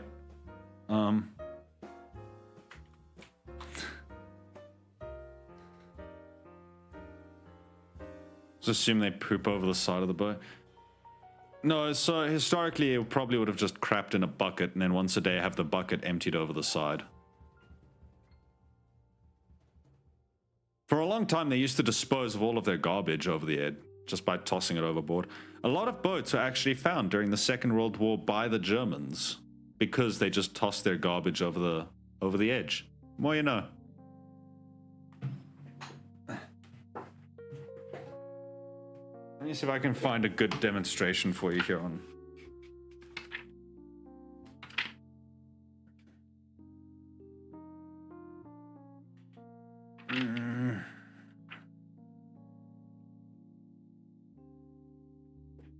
See if I can find a nice ship shape here which can demonstrate the poop.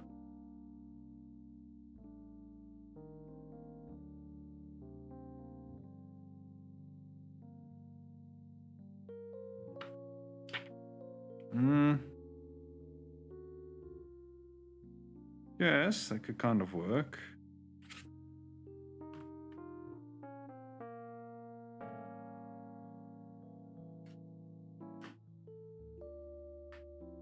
What's it called? The bucket deck? Oh, wait till you learn about the differences between flush decks and... What's the other one? There's a...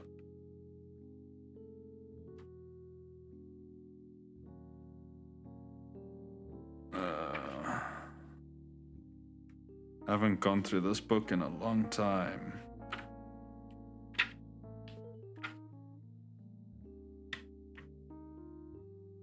These are all Oilers. Not quite what I want.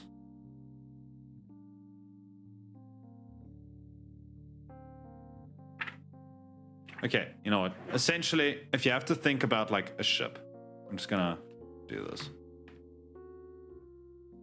Right, you have... Just pretend that's your waterline. Okay, and it'll have a nice fancy rake bow. Okay, you have a forecastle, which is a raised deck. Over there. Then you'd have your central area, and this can also have raised sections to it, or whatever. But essentially, the poop deck is just a raised bit of the deck, usually towards the back. Usually holding like the wheelhouse. Or the bridge. And this raised section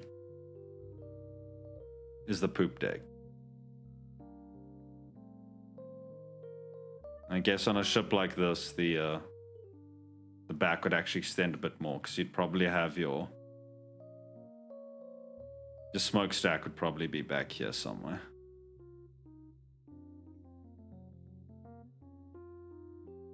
Which gives you, and then you probably have like your king posts and masts. I suppose that would make this a 1, 2, 3 hatch. No, 3, 4 hatches. Probably 3 large cargo spaces in this one. Which would probably mean crew accommodation, etc. is in the front here somewhere. Anyway, that's what you're talking about. So only the person steering can poop on the poop deck. Nobody really poops on the poop deck. Or they at least shouldn't. Nowadays, there's probably bathrooms there. Nowadays you probably are able to poop while on the poop deck, technically. But...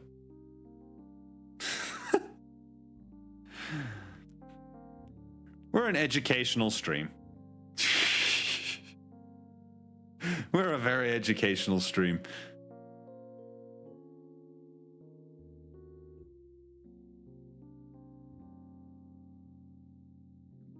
That's disappointing. I mean, technically, it just means that everyone who is on duty can poop on the poop deck if there is a bathroom there.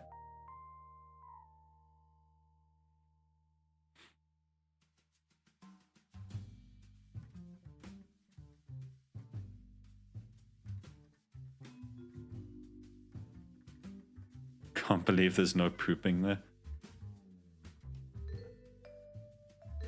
So, the great betrayal of all that you thought you knew as a kid begins.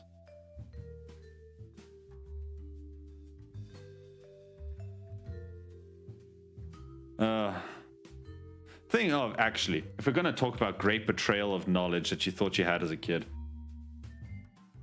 what would you guys say is actually like, I think all of us have at least one experience, right? Where you have learned something, or you thought you knew something your entire life, and then one day somebody tells you something and it runs absolutely contrary to what you thought you knew.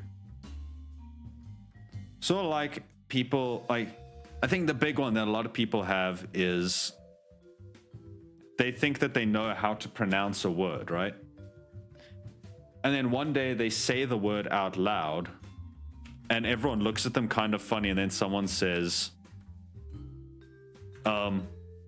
did you mean this? And like the person's whole world comes crashing down. What would you say is some of the ones that you've had? You guys are already preempting. It's great. Can't tell mine, sadly. Oh, TOS. The Easter Bunny, Santa, etc. Oh, good one. We mentioned that the other day, I think. Pickles are cucumbers. Oh, that's when I got to learn that corn is a... What is it? Corn is a fruit, isn't it?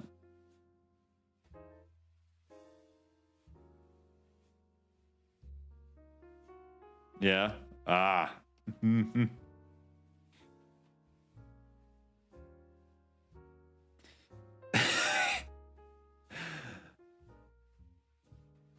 I'm not sure what mine is as I'm thinking about it. I think I just had a slow realization about most things.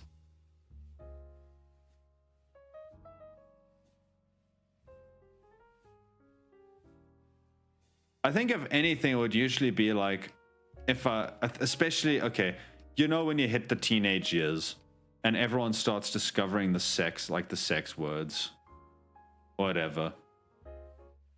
And I used to know a guy, I'm not going to say his name.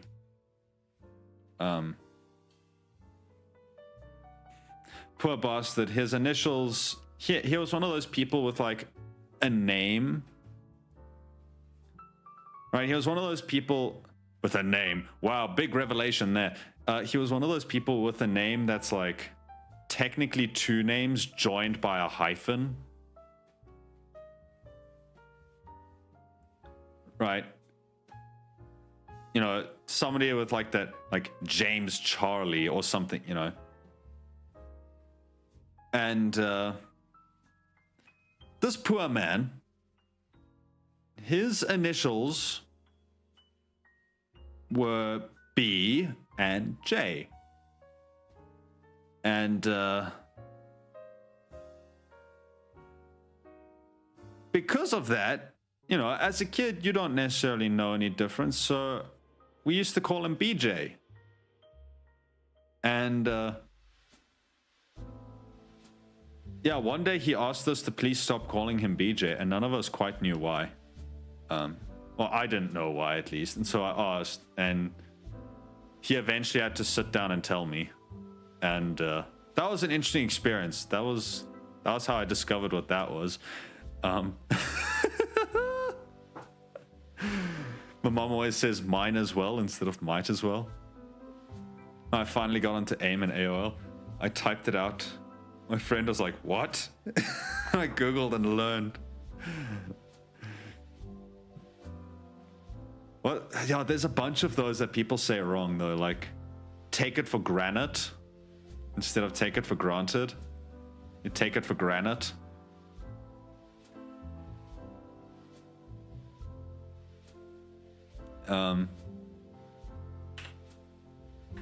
What are a number of those? I know... I heard somebody talking about it the other day. About how those sort of things exist. I don't remember now all of the ones they mentioned. My sister mispronounces hoax and says huax. Shame, that's kind of cute though.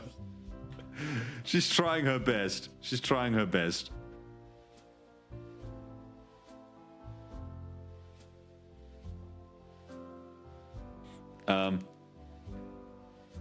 It's like the one time in middle school where somebody took the A down in getting ahead, so it just said getting ahead. I laughed along with everyone and then had to ask a friend what it meant.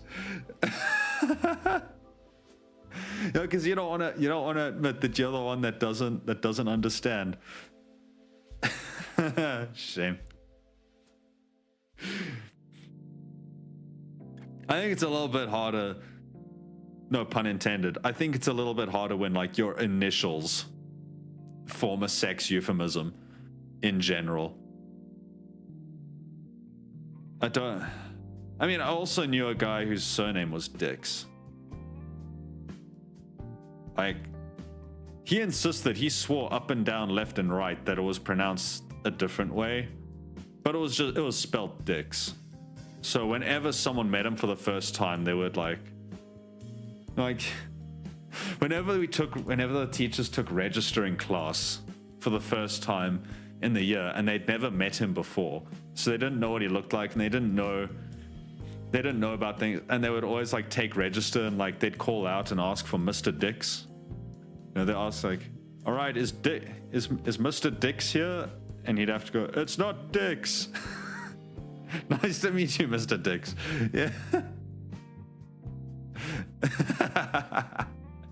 At your job interview. Come in, Mr. Dix.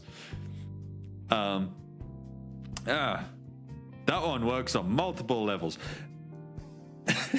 Also knew a guy with the surname Butts.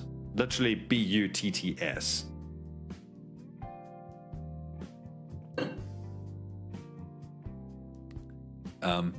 I think his parents had enough sense of mind.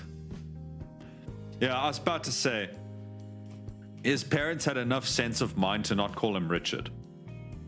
And I think he was very happy about that as he grew up.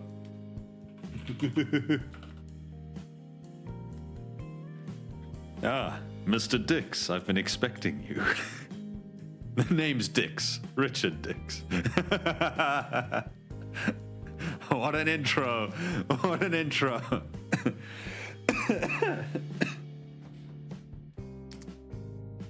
Dick Dix, nice to meet you.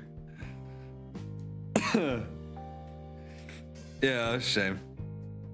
Sounds like some poorly written smut novel.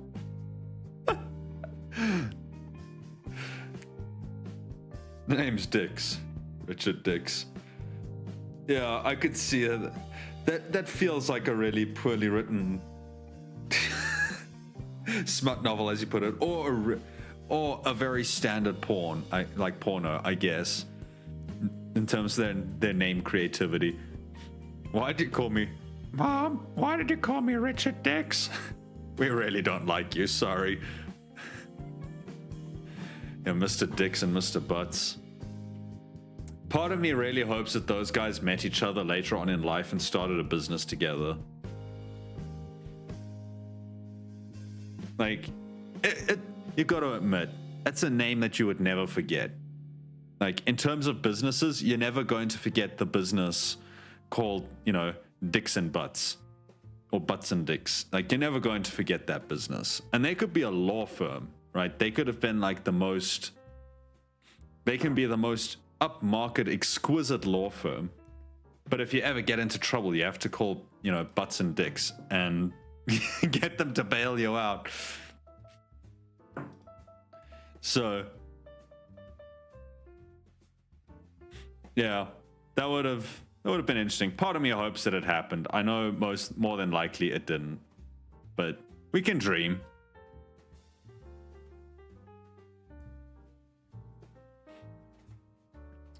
Don't know if you ever did the thing,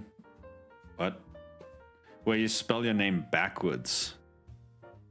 Oh, Lana, I'm so sorry. Yeah. Shame, man. She really got... I was about to say she really got the hard end of that, but that just sounds even worse.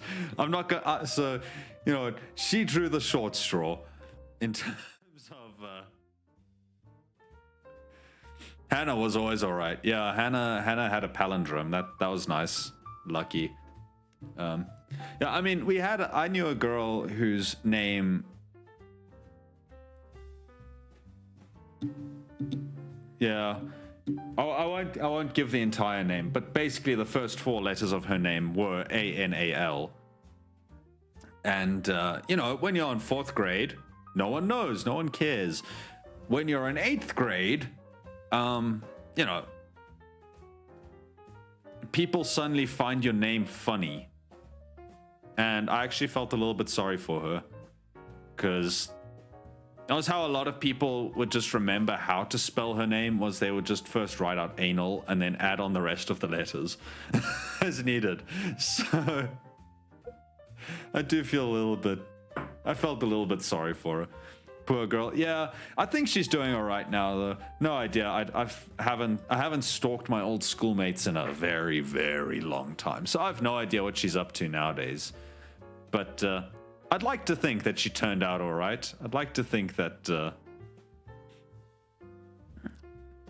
yeah, I like to hope for the best for these people. You know, you don't want to think that they have spent the rest of their life being made fun of, or something. But you never know.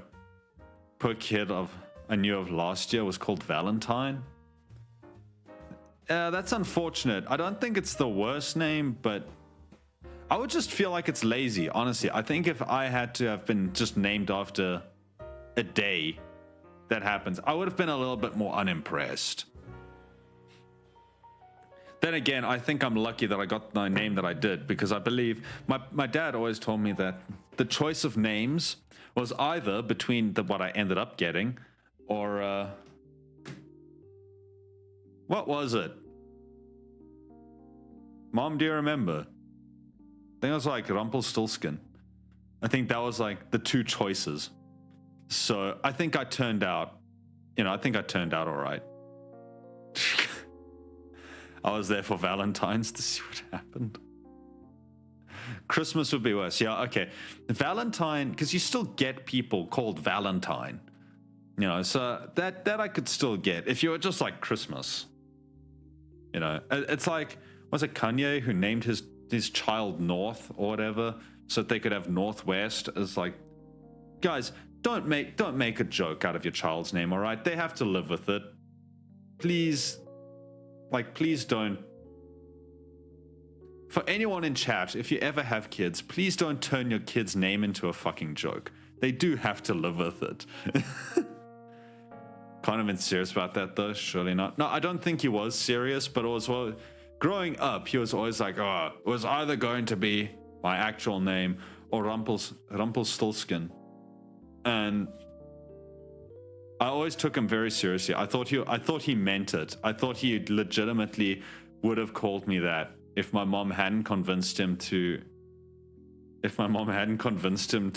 choose otherwise. Choose a sensible South African name like Elon.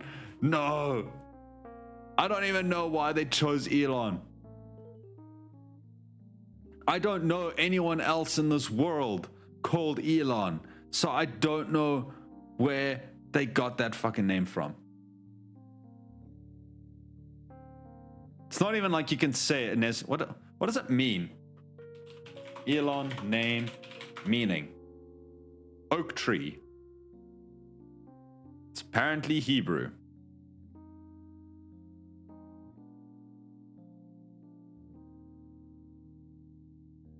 There's nothing about the man that makes me think of an oak tree. Like, I remember that whole saga.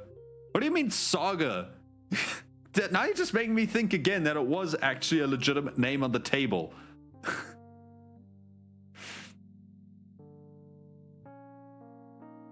Don't know how the fuck my parents got from Daniela to the one that they ended up picking, but they did. Okay, the thing I've also seen Daniela spelt many different ways. White parents do weird things with names, and they do like weird spellings for them. So I know I have heard of one person. I have heard of one person where it was painfully obvious what their parents enjoyed, because they named their daughter Charizard. And I just gotta say, again, your child has to live with the name. Please don't name your child Charizard, all right? As much as you may be a fan of Pokemon, don't do it, because yes, that's terrible. Don't do like Charlie. I think that's how she basically introduced herself. She was like, yeah, I'm just Charlie. And then everyone would be like, oh, is that your actual name or is it short for something? It's like, yeah, it's short for Charizard. So yeah, don't name your kids weird things, please. Just don't. Yeah, don't do Exa Dark Citadel or whatever the fuck, or whatever the...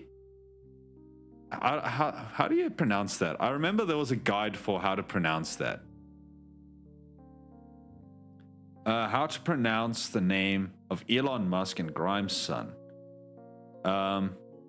This is from The Independent.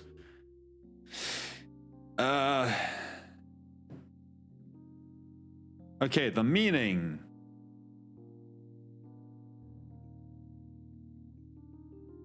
Okay, initially his name was XA812. So initially his name was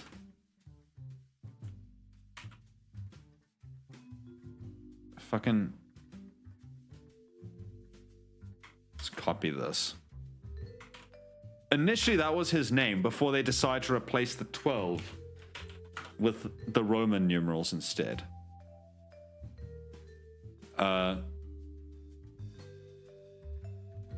The X stands for the unknown variable. The other letter is the Elven spelling of I, which is shorthand for artificial intelligence, and the word for love in several languages such as Japanese. And then A12 is the precursor to the SR-17, our favorite aircraft. No weapons, no defenses, just speed. Great in battle, but non-violent. She added the A in the name also represents Archangel, the title of a song by Burial that she has previously described as her favorite.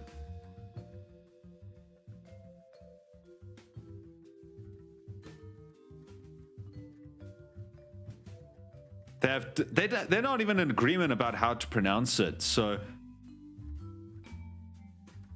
the one apparently says it's just X, like the letter X. Then AI, or I guess, like how you say the letter A, then I. That was from Grimes. But Musk told Brogan, X, it's just X, the letter X. And then the AI is pronounced like Ash, and then A12. So his name is either XAIA12 or X-Ash A12. He was very proud of pointing out that the A12 was his contribution. You know what? This is sort of like the male lion thing. This is why the men should just not name the child, because they add on aircraft serial numbers to it, and that's just a terrible idea, and no one should do that. Like, this is just. Oh my word.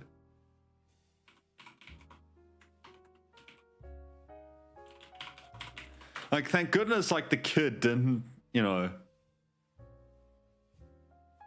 Thank goodness that, like, he's not a fan of, like, military craft or something where it's like, better not name your kids after submarines. Okay, no, you know what? I'm not going to stand for this.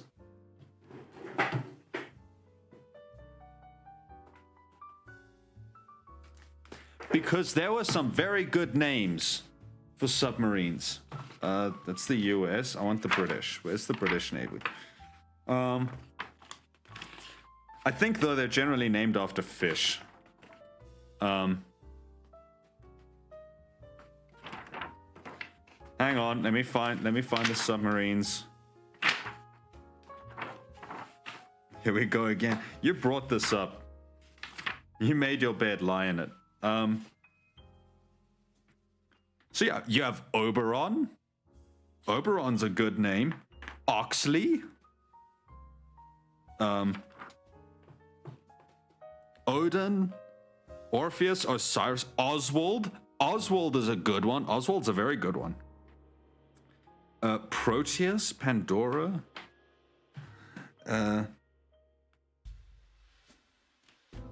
Hell no.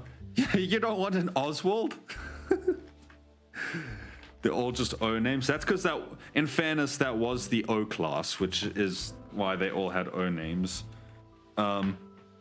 Sturgeon. Sturgeon is a good one.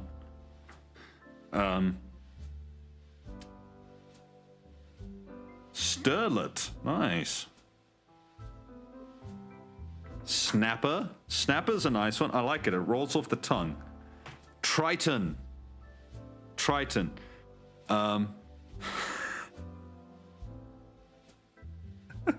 Taku. Taku's a nice one. truant.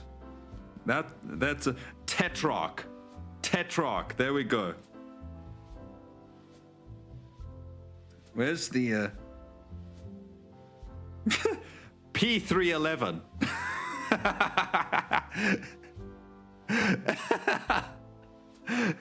P311. That's it. Found it. That's how Elon chose it. Let's see that. Telemachus. That one's a bit fills up the mouth a bit too much. Sidon. Stygian. Scotsman. I like that one. Samoom. Huh. Stubborn.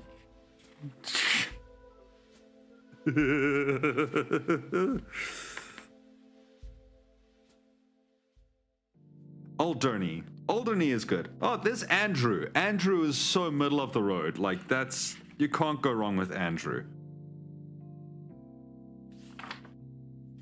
Okay, but like, actually, you have some really nice ones. I mean, there was a Dido class destroyer called Hermione. What happened to her?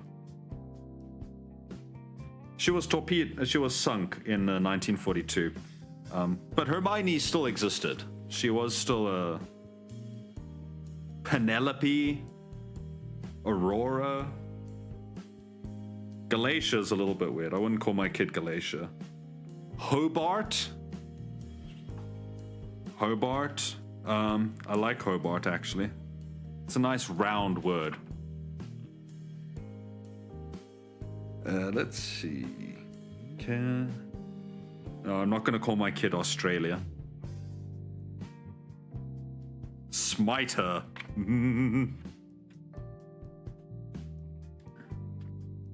Campania, Archer, Pretoria.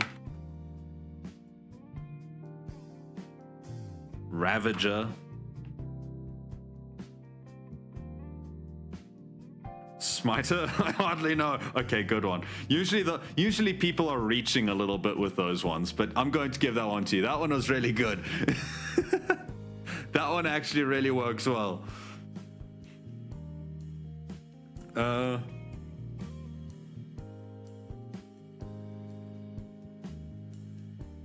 Unicorn. There was a unicorn?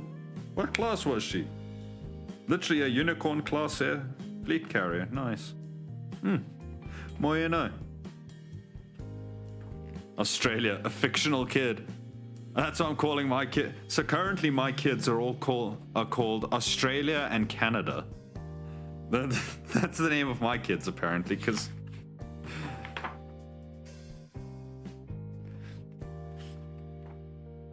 Nelson, Rodney. Rodney's a nice one. We don't get enough Rodneys nowadays. Anson, Howe. There's some nice names out here, man. Cleopatra. Well, I think there's a reason we don't call people Cleopatra anymore. I think she kind of... Mind you, we named our dog Cleopatra. Just because she had a real attitude, and she just became Chloe eventually. So Chloe's a good name. Rhodey's nuts.